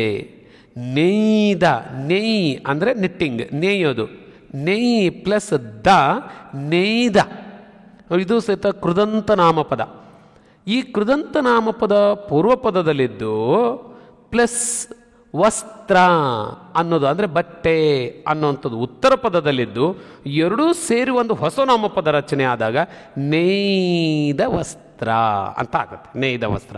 ಈ ನೇಯ್ದ ವಸ್ತ್ರ ಅನ್ನೋದು ಸಮಾಸ ಪದ. ಅಂದರೆ ಪೂರ್ವ ಪದ ಒಂದು ಕೃದಂತವಾಗಿದ್ದು ಉತ್ತರ ಪದ ನಾಮಪದವಾಗಿದ್ದರೆ ಎರಡರಿಂದನೂ ಒಂದು ಹೊಸ ನಾಮಪದ ರಚನೆ ಆಗುತ್ತೆ. ಅದನ್ನು ಏನಂತ ಕರಿತೀವಿ ನಾವು? ಗಮಕ ಸಮಾಸದಿಂದ ಬಂದ ನಾಮಪದ ಅಂತ ಗುರುತಿಸ್ತೀವಿ. ನೋಡಿ, ಇಷ್ಟು ಸಮಾಸ ಮೇಲೆ ಬರುವಂಥ ಪ್ರಶ್ನೆಗಳು. ನೋಡಿ, ಇದು ಒಂದು ಪ್ರಶ್ನೆ ಮೇಲೆ ಇಷ್ಟೂ ಒಂದು ನಾಲೆಡ್ಜನ್ನು, ಈ ಜ್ಞಾನವನ್ನು, ಸಮಾಸದ ಜ್ಞಾನವನ್ನು ಮತ್ತು ಉದಾಹರಣೆಯನ್ನು ನಾವು ಗಮನಿಸಿದ್ವಿ. ನೆಕ್ಸ್ಟ್ ಮೂರನೇ ಪ್ರಶ್ನೆ ನೋಡ್ತಾ ಇದ್ದೀವಿ. ಮಸ ಜಸ ತತ ಅಂತ. ಈ ಗಣಗಳು ಬಂದರೆ ಆಗವ ವೃತ್ತ. ವೃತ್ತಗಳು ಎಲ್ಲಿ ಬರುತ್ತೆ? ವೃತ್ತಗಳು ಛಂದಸ್ಸಿನಲ್ಲಿ ಬರುತ್ತೆ. ಛಂದಸ್ಸು. ಛಂದಸ್ಸಿನಲ್ಲಿ ನೋಡಿ, ಪದ್ಯವನ್ನು ಬರೆಯುವಂತಹ ನಿಯಮಗಳನ್ನು ತಿಳಿಸುವಂಥ ಶಾಸ್ತ್ರವನ್ನೇ ಛಂದಶಾಸ್ತ್ರ ಅಂತ ಕರಿತೀವಿ. ಛಂದಶಾಸ್ತ್ರ. ಈ ಛಂದಶಾಸ್ತ್ರದ ಮೇಲೂ ಹಿಂದೆ ಸ್ವಲ್ಪ ಸಂಕ್ಷಿಪ್ತವಾಗಿ ತರಗತಿ ಮಾಡಿದ್ದೆ. ಮುಂದಿನ ದಿನಗಳಲ್ಲಿ ಮತ್ತೆ ಛಂದಶಾಸ್ತ್ರದ ಮೇಲೆ ಒಂದು ವಿವರವಾದಂಥ ಮತ್ತೊಂದು ತರಗತಿಯನ್ನು ಮಾಡ್ತೀನಿ ನಾನು. ಅದರ ನಿರೀಕ್ಷೆಯಲ್ಲಿರ್ರಿ, ಸಾಧನಾ ಅಕಾಡೆಮಿಯ ಜೊತೆಯಲ್ಲಿರ್ರಿ. ಹಾಗಾಗಿ ನೋಡಿ, ಇಲ್ಲಿ ಛಂದಶಾಸ್ತ್ರದಲ್ಲಿ ಬಹಳ ಪ್ರಮುಖವಾಗಿರುವಂಥ ಛಂದಸ್ಸುಗಳು ಅಂತಂದರೆ ಕಂದ ಪದ್ಯ, ಷಟ್ಪದಿ, ರಗಳೆ, ಸಾಂಗತ್ಯ ಅಲ್ವಾ? ಈ ಥರದ ಛಂದಸ್ಸನ್ನು ನಾವು ಗಮನಿಸ್ತೀವಿ. ಭಾಳ ಪ್ರಮುಖವಾಗಿ ಮತ್ತೊಂದು ರೀತಿಯ ಛಂದಸ್ಸನ್ನು ಪರೀಕ್ಷೆಯಲ್ಲಿ ಸುಮಾರು ಸರಿ ಅದನ್ನು ಕೇಳಿದರೆ ಅದೇ ಖ್ಯಾತ ಕರ್ನಾಟಕಗಳು ಅಥವಾ ವೃತ್ತಗಳು ಅಂತ. ಈ ವೃತ್ತ ಛಂದಸ್ಸು ಸಂಸ್ಕೃತದಿಂದ ಬಂದಿದ್ದು. ಇದರಲ್ಲಿ ಸುಮಾರು 106ಕ್ಕಿಂತ ಹೆಚ್ಚು ವೃತ್ತಗಳನ್ನು ಗುರುತಿಸ್ತಾರೆ ಸಂಸ್ಕೃತದಲ್ಲಿ. ಆದರೆ ಕರ್ನಾಟಕದಲ್ಲಿ ಅಥವಾ ಕನ್ನಡಕ್ಕೆ 6 ವೃತ್ತಗಳು ಬಹಳ ಖ್ಯಾತಿಯನ್ನು ಪಡ್ಕೊಂಡಿದ್ದಾವೆ. ಅದು ತುಂಬ ಚೆಂದಾಗಿ ಕನ್ನಡದ ಕಾವ್ಯಗಳನ್ನು ಬರೆಯೋದಕ್ಕೆ ಸಹಾಯ ಆಗಿದ್ದಾವೆ. ನಮ್ಮ ಕವಿಗಳು ಅದನ್ನು ಚೆನ್ನಾಗಿ ಸಮರ್ಥವಾಗಿ ಬಳಸ್ಕೊಂಡಿದ್ದಾರೆ. ಅದರಲ್ಲಿ ಚಂಪಕಮಾಲಾ ವೃತ್ತ ಇರ್ಬೋದು, ಮಥೇಬ ವಿಕ್ರೀಡಿತ ವೃತ್ತ ಇರ್ಬೋದು, ಉತ್ಪಲಮಾಲಾ ವೃತ್ತ ಇರ್ಬೋದು, ಶಾರ್ದೂಲ ವಿಕ್ರೀಡಿತ ವೃತ್ತ ಇರ್ಬೋದು, ಶ್ರಗ್ಧರ ವೃತ್ತ ಇರ್ಬೋದು, ಮಹಾಶ್ರಗ್ಧರ ವೃತ್ತ ಇರ್ಬೋದು. ಹೀಗೆ ಒಟ್ಟು 6 ವೃತ್ತಗಳನ್ನು ಕನ್ನಡದಲ್ಲಿ ಬಳಸ್ಕೊಂಡಿದ್ದಾರೆ. ಹಾಗಾಗಿ ಇವಕ್ಕೆ ಖ್ಯಾತ ಕರ್ನಾಟಕಗಳು ಅಂತ ಕರೀತಾರೆ. ನಿಮಗೆ ನೆನಪಿರಲಿ, ಇದು ಮುಂದಿನ ಪರೀಕ್ಷೆಗಳಲ್ಲಿ ಹೀಗೆ ಕೇಳ್ಬೋದು, ಖ್ಯಾತ ಕರ್ನಾಟಕಗಳು ಎಂದು ಯಾವ ಛಂದಸ್ಸನ್ನು ಕರೆಯುತ್ತಾರೆ? ಎಸ್, ಯಾವುದು? ವೃತ್ತ ಛಂದಸ್ಸನ್ನು. ಖ್ಯಾತ ಕರ್ನಾಟಕಗಳಲ್ಲಿ ಎಷ್ಟು ವೃತ್ತಗಳಿವೆ? 6 ವೃತ್ತಗಳಿವೆ. 6 ವೃತ್ತಗಳನ್ನು ಖ್ಯಾತ ಕರ್ನಾಟಕಗಳು ಅಂತ ಕರಿತೀವಿ. ಎಷ್ಟು ಗಮನಕ್ಕಿಟ್ಟುಕೊಳ್ಳಿ. ಓಕೆ, ಇಲ್ಲಿ ನೋಡಿ, ವೃತ್ತ ಗುರುತಿಸ್ಬೇಕಾದ್ರೆ ಒಂದೇ ಲೈನ್ ಇರುತ್ತೆ, ಒಂದೇ ಸಾಲು, ಒಂದೇ ಥರದ 4 ಸಾಲುಗಳಿದ್ದರೆ 4 ಸಾಲಿನ ಪದ್ಯವನ್ನು ನಾವು ವೃತ್ತ ಅಂತ ಕರಿತೀವಿ. ಈಗ 4 ಸಾಲಿನ ಪದ್ಯವನ್ನು ಕಂದ ಪದ್ಯ ಅಂತಂದು ಕರೀತಾರೆ. ಆದರೆ ಅಲ್ಲಿರೋದಕ್ಕೂ ಇಲ್ಲಿರೋಕ್ಕೂ ವಿನ್ಯಾಸದಲ್ಲಿ ಸ್ವಲ್ಪ ಬದಲಾವಣೆ ಇದೆ. ಒಂದು ಚಿಕ್ಕ ಸಾಲು, ಒಂದು ದೊಡ್ಡ ಸಾಲು, ಒಂದು ಚಿಕ್ಕ ಸಾಲು, ಒಂದು ದೊಡ್ಡ ಸಾಲು, ಹೀಗೆ 4 ಸಾಲಿದ್ದರೆ ಅದು ಕಂದ ಪದ್ಯ. ಇದು ಒಂದೇ ಥರದ ಒಂದು ಉದಾಹರಣೆಗೆ, ಒಂದು ಸಾಲಿನಲ್ಲಿ 19 ಅಕ್ಷರ ಇದ್ದರೆ 4 ಸಾಲಿನಲ್ಲೂ 19 ಅಕ್ಷರಗಳಿರ್ತಾವೆ. ಒಂದು ಸಾಲಿನಲ್ಲಿ 20 ಅಕ್ಷರ ಇದ್ದರೆ 4 ಸಾಲಿನಲ್ಲಿ 20 ಅಕ್ಷರ ಇರ್ತಾವೆ. ಒಂದು ಸಾಲಿನಲ್ಲಿ 21 ಅಕ್ಷರ ಇದ್ದರೆ 4 ಸಾಲಿನಲ್ಲಿ 21 ಅಕ್ಷರ ಇರ್ತವೆ. ಒಂದು ಸಾಲಿನಲ್ಲಿ 22 ಅಕ್ಷರ ಇದ್ದರೆ 4 ಸಾಲಿನಲ್ಲಿ 22 ಅಕ್ಷರನೇ ಇರ್ತವೆ. ಇಷ್ಟೇ ಪದ್ಧತಿ ಇರೋದು. ಅಂದರೆ 19 ಅಕ್ಷರದ ವೃತ್ತಗಳಿದ್ದಾವೆ, 20 ಅಕ್ಷರದ ವೃತ್ತಗಳಿದ್ದಾವೆ, 21 ಅಕ್ಷರದ ವೃತ್ತಗಳಿದ್ದಾವೆ, 22 ಅಕ್ಷರದ ವೃತ್ತಗಳಿದ್ದಾವೆ. ಆಯಿತು? ಹಾಗಿದ್ದರೆ ಈ ವೃತ್ತಗಳನ್ನು ನಾವು ಲಘುಗುರು ಹಾಕಿದ ನಂತರ, ಅಂದರೆ ಪ್ರಸ್ತಾರ ಹಾಕಿದ ನಂತರ 3 ಅಕ್ಷರಕ್ಕೆ ಗಣ ವಿಭಾಗ ಮಾಡ್ತೀವಿ. 3 ಅಕ್ಷರಕ್ಕೆ, ಆ 3 ಅಕ್ಷರಕ್ಕೆ ಗಣ ವಿಭಾಗ ಮಾಡಿದ ಮೇಲೆ ಆ ಗಣಗಳಿಗೆ, 3 ಅಕ್ಷರದ ಗಣಗಳಲ್ಲಿ ಬರುವಂಥ ಲಘು ಗುರುವಿನ ವಿನ್ಯಾಸದ ಮೇಲೆ ಅವಕ್ಕೆ 8 ಗಣಗಳ ಹೆಸರುಗಳನ್ನು ಕೊಡ್ತಾರೆ. 8 ಗಣಗಳ ಹೆಸರು. ಅಲ್ಲಿ 3 ಸಹಿತ, ಅಂದರೆ ಗುರು ಗುರು ಗುರು 3 ಅಕ್ಷರದ್ದು ಒಂದು ಗುಂಪು ಮಾಡಿದ್ದೀವಿ ಅಂದರೆ ಗುರು ಗುರು ಗುರು ಇದ್ದರೆ ಅದನ್ನು ಮ ಗಣ ಅಂತ ಆಗುತ್ತೆ. ಲಘು ಲಘು ಲಘು ಇದ್ದರೆ ಅದು ನ ಗಣ ಅಂತ ಆಗುತ್ತೆ. ಅಲ್ವಾ? ಮನಗಣ ಅಂದರೆ ಗುರು ಲಘು ಮೂರಿದೆ, 3 ಗುರು 3 ಲಘು ಇದ್ರೆ ಮನಗಣ, ಮಗಣ ನಾಗಣ. ಗುರು ಮೊದಲು ಬಂದು ಆಮೇಲೆ ಲಘು ಬಂದರೆ ಅದು ಭಗಣ. ಲಘು ಮೊದಲು ಬಂದು ಆಮೇಲೆ 2 ಲಘು ಬಂದರೆ, ಗುರು ಮೊದಲು ಬಂದು ಆಮೇಲೆ 2 ಲಘು ಬಂದರೆ ಅದು ಭಗಣ. ಲಘು ಮೊದಲು ಬಂದು ಆಮೇಲೆ 2 ಗುರು ಬಂದರೆ ಯಗಣ ಆಗುತ್ತೆ. ಹೀಗೆ ಮಾಗಣ, ನಾಗಣ, ಭಾಗಣ, ಯಾಗಣ, ಜಾಗಣ, ರಾಗಣ, ಮತ್ತೊಂದು ಸಾಗಣ, ತಗಣ. ಒಟ್ಟು 8 ಗಣಗಳಿದ್ದಾವೆ. 8 ಗಣಗಳು. ಈ ಗಣಗಳು ಸಹಿತ ಹೆಂಗಿರುತ್ತೆ ಅಂದರೆ ಒಂದೊಂದು ವೃತ್ತಕ್ಕೂ ಸಹಿತ ಗಣವಿನ್ಯಾಸದಲ್ಲಿ ಬದಲಾವಣೆ ಇರುತ್ತೆ. ಇಲ್ಲಿ ಒಂದು ಎಕ್ಸಾಂಪಲ್ ಕೊಟ್ಟಿದ್ದಾರೆ. ಮಸ ಜಸ ತತ, ಮಾಗಣ, ಸಾಗಣ, ಜಾಗಣ, ಸಾಗಣ, ತಾಗಣ, ತಾಗಣ, ಈ ಥರ ಇರುತ್ತೆ. 2, 2, 4, 2, 6 ಗಣಗಳಿರ್ತವೆ. 6 3 18 ಮಾತ್ರೆಗಳಾದವು, ಅಂದರೆ 18 ಅಕ್ಷರಗಳಾದವು. ಕೊನೆಗೆ ಒಂದು ಗುರು ಇರುತ್ತೆ. ಮಸ ಜಸ ತತ ಗುರು ಅಂತ ಲಾಸ್ಟಿಗಿರುತ್ತೆ. ಹೀಗಿದ್ರೆ ಅದನ್ನು ಎಂಥ ವೃತ್ತ ಅಂತ ಕರಿಬೇಕು? ಉತ್ಪಲಮಾಲಾ ವೃತ್ತನೋ, ಚಂಪಕಮಾಲಾ ವೃತ್ತನೋ, ಶಾರ್ದೂಲ ವಿಕ್ರೀಡಿತ ವೃತ್ತನೋ, ಶ್ರಗ್ಧರ ವೃತ್ತನೋ ಅಂತ. ತುಂಬ ಸುಲಭ ನೋಡಿ. 19 ಅಕ್ಷರಗಳಿದ್ದರೆ ಅದನ್ನು ಶಾರ್ದೂಲ ವಿಕ್ರೀಡಿತ ವೃತ್ತ ಅಂತ ಕರಿಬೇಕು. ಶಾರ್ದೂಲ ವಿಕ್ರೀಡಿತ ವೃತ್ತ. ಹೆಂಗೆ ಗೊತ್ತಾಗುತ್ತೆ 19 ಅಕ್ಷರಗಳು ಅಂದ್ರೆ ನೋಡಿ, ಮಾ ಗಣದಲ್ಲಿ 3 ಅಕ್ಷರ, ಸಾ ಗಣದಲ್ಲಿ 3 ಅಕ್ಷರ, ಜಾ ಗಣದಲ್ಲಿ 3 ಅಕ್ಷರ, ಸಾ ಗಣದಲ್ಲಿ 3 ಅಕ್ಷರ, ತಾ ಗಣದಲ್ಲಿ 3, ಮತ್ತೊಂದು ತಾ ಗಣದಲ್ಲಿ 3, 6 3 18 ಅಕ್ಷರ ಆಯ್ತು. ಲಾಸ್ಟ್ಗೂ ಗುರು ಇರುತ್ತೆ. ಹಾಗಾಗಿ 18 1 19 ಅಕ್ಷರ ಇದ್ದರೆ ಶಾರ್ದೂಲ ವಿಕ್ರೀಡಿತ ವೃತ್ತ. 22 ಅಕ್ಷರಗಳಿದ್ರೆ ತುಂಬ ಸುಲಭ ಅದನ್ನು ಸಹಿತ ನೋಡಿ. 7 ಗಣವಿನ್ಯಾಸಗಳಿರ್ತವೆ, ಕೊನೆಗೆ ಒಂದು ಗುರು ಇರುತ್ತೆ. ಹೀಗಿದ್ರೆ ಇದನ್ನು ಮಹಾಶ್ರಗ್ಧರ ಅಂತ ಕರಿತೀವಿ. ಮಹಾಶ್ರಗ್ಧರ 22 ಅಕ್ಷರಗಳಿದ್ದರೆ ಮಹಾಶ್ರಗ್ಧರ. ಹಾಗಿದ್ರೆ ಇನ್ನು ಉಳಿದ ಗಣಗಳ ಬಗ್ಗೆ ಒಂದು ಸ್ವಲ್ಪ ಚರ್ಚೆ ಮಾಡೋಣ. ಯಾವುದು ವೃತ್ತಗಳ ಬಗ್ಗೆ. ಇದರಲ್ಲಿ ಮತ್ತೆ ಬರುವಂಥ ವೃತ್ತಗಳು ಯಾವುವು ಅಂತ ಛಂದಸ್ನಲ್ಲಿ ನಾವು ನೋಡ್ತೇವೆ. ಮಸ ಜಸ ತತ ಶಾರ್ದೂಲ ವಿಕ್ರೀಡಿತ ವೃತ್ತ. ಭರ ನಭ ಭರ ನೋಡಿ, ಬಹಳ ಈಸಿ. ಭರ ನಭ ಭರ, ಭರ ನಭ ಭರ 6 ಆಯಿತು. ಕೊನೆಗೆ 2 ಭರ ನಭ ಭರ ಲಘು ಗುರು. ಇದನ್ನು ಉತ್ಪಲಮಾಲಾ ವೃತ್ತ ಅಂತ ಕರಿತೀವಿ. ಅಲ್ಲಿಗೆ 6 3 18 ಲಘು ಗುರು 2, ಅಲ್ಲಿಗೆ 20 ಭರ ನಭ ಭರಂ ಲಘು ಗುರು ಉತ್ಪಲಮಾಲಾ ವೃತ್ತಂ ಆಯಿತು. ಇನ್ನೊಂದು ವೃತ್ತ ಇದೆ, ಸಬರ ನಮ್ಮಯ ಲಂಗಮಂ ಅಂತ. ಸಭರ ನಾಮಯ, ಸಭರ ನಾಮಯ 6 ಗಣವಿನ್ಯಾಸಗಳಿರ್ತವೆ. ಜೊತೆಯಲ್ಲಿ ಲಘು ಗುರು ಅಂತ ಇರುತ್ತೆ. ಇದು ಸಹಿತ 20 ಅಕ್ಷರಗಳಿರುವಂಥ ಒಂದು ವೃತ್ತ. ಇದು ಮಧ್ಯೇವ ವಿಕ್ರೀಡಿತ ವೃತ್ತ ಅಂತ. 20ರದ್ದಾಯಿತು, 19ರದ್ದಾಯಿತು, 22ರದ್ದಾಯಿತು. ಇನ್ನು 21ರದ್ದು ಮಾತ್ರ ನೋಡೋಣ. ನಜ ಭಜ ಜಂಜರ ಚಂಪಕಮಾಲಾ ವೃತ್ತ. ನ ಜ ಭ ಜ ಜ ಜ ರ 7 ಗಣಗಳು. 7 3 21 ಅಕ್ಷರ ಮುಗಿತು. ಇಲ್ಲಿ ಗುರು ಲಘು ಲಾಸ್ಟಿಗೇನು ಉಳಿಯೋದಿಲ್ಲ. ಇದನ್ನು ಚಂಪಕಮಾಲಾ ವೃತ್ತ ಅಂತ ಕರಿತೀವಿ. ಮತ್ತೊಂದು 21 ಅಕ್ಷರದ್ದು ಮತ್ತೊಂದು ವೃತ್ತ ಇದೆ, ಶ್ರಗ್ಧರ ಅಂತೇಳಿ. ಅದು ಮರಭನ ಮೂ ಯಗಣ. ಮರಭನ ಮರಭನ ಯಾಗಣ ಯಾಗಣ ಯಾಗಣ ಆಯಿತು. 3 ಯಾಗಣಗಳಿರ್ತವೆ. ಹೀಗೆ ಗಣವಿನ್ಯಾಸ ಇದ್ರೆ ಶ್ರಗ್ಧರ ಅಂತ ಕರಿತೀವಿ. ಹಾಗೆಯೇ ಈಗ ಇನ್ನೊಂದು ಮಹಾಶ್ರಗ್ಧರಕ್ಕೆ ಸತತ ನಸರರ ಅನ್ನುವಂಥದ್ದು ಮಹಾಶ್ರಗ್ಧರಕ್ಕೆ ಆಯಿತು. ಹೀಗೆ ಒಟ್ಟು ಇನ್ನೊಂದು ಲಾಸ್ಟಿಗೆ ಮತ್ತೊಂದಿದೆ, ಶಾರ್ದೂಲ ವಿಕ್ರೀಡಿತ ವೃತ್ತ. ಮಸ ಜಸ ತತ ಅನ್ನುವಂಥದ್ದು ಶಾರ್ದೂಲ ವಿಕ್ರೀಡಿತ ವೃತ್ತ. ಈ ಒಂದು ಗಣವಿನ್ಯಾಸದ ಮೇಲೆ ಏನು 8 ಗಣಗಳನ್ನು ನಾನೇನು ಹೇಳಿದೆ, ಮಾಗಣ, ನಾಗಣ, ಭಾಗಣ, ಯಾಗಣ, ಏನು ಈ ಥರ ಗಣವಿನ್ಯಾಸ 8 ಹೇಳಿದ್ದೀನಿ. ಇದು ತುಂಬ ಸುಲಭ. ಗಣವಿನ್ಯಾಸ ಆದರೂ ನೆನ್ಪಿಟ್ಕೋಬೋದು, ಅಥವಾ ಈ ಸೂತ್ರನಾದರೂ ನೆನ್ಪಿಟ್ಕೋಬೋದು, ಅಕ್ಷರಗಳಾದರೂ ನೆನ್ಪಿಟ್ಕೋಬೋದು. ಹೀಗೆ ನಾವು ವೃತ್ತಗಳ ಒಟ್ಟು 6 ವಿಧಗಳನ್ನು ಈ ಥರದಲ್ಲಿ ಗುರುತಿಸ್ಕೊಂಡು ಬರುವಂಥ ಪರೀಕ್ಷೆಗಳಲ್ಲಿ ಸಮರ್ಥವಾಗಿ ಬರೆಯುವಂಥ ವ್ಯವಸ್ಥೆ ನಿಮ್ಮದು ಆಗಲಿ. ಓಕೆ, ಇನ್ನೊಂದು ಥರದ 4ನೇ ಪ್ರಶ್ನೆಯನ್ನು ನೋಡ್ತಾ ಇದ್ದೀವಿ. 4ನೇ ಪ್ರಶ್ನೆಯಲ್ಲಿ ನಾವು ಗಮನಿಸಬೇಕಾಗಿರೋದು ಮರಗಳಲ್ಲಿ ಈ ಪದ ವ್ಯವಸ್ಥೆಗೊಂಡ ರೀತಿ. ಮರಗಳಲ್ಲಿ ಅಂತ ಒಂದು ಪದ ಇದೆಯಪ್ಪ. ಮರಗಳಲ್ಲಿ ಮಾವಿನ ಹಣ್ಣುಗಳಿದೆ, ಮರಗಳಲ್ಲಿ ಹೂವುಗಳು ಬಿಟ್ಟಿದ್ದಾವೆ, ಹಿಂಗಂತ ಒಂದು ಮಾತನ್ನು ಹೇಳ್ತೀವಿ.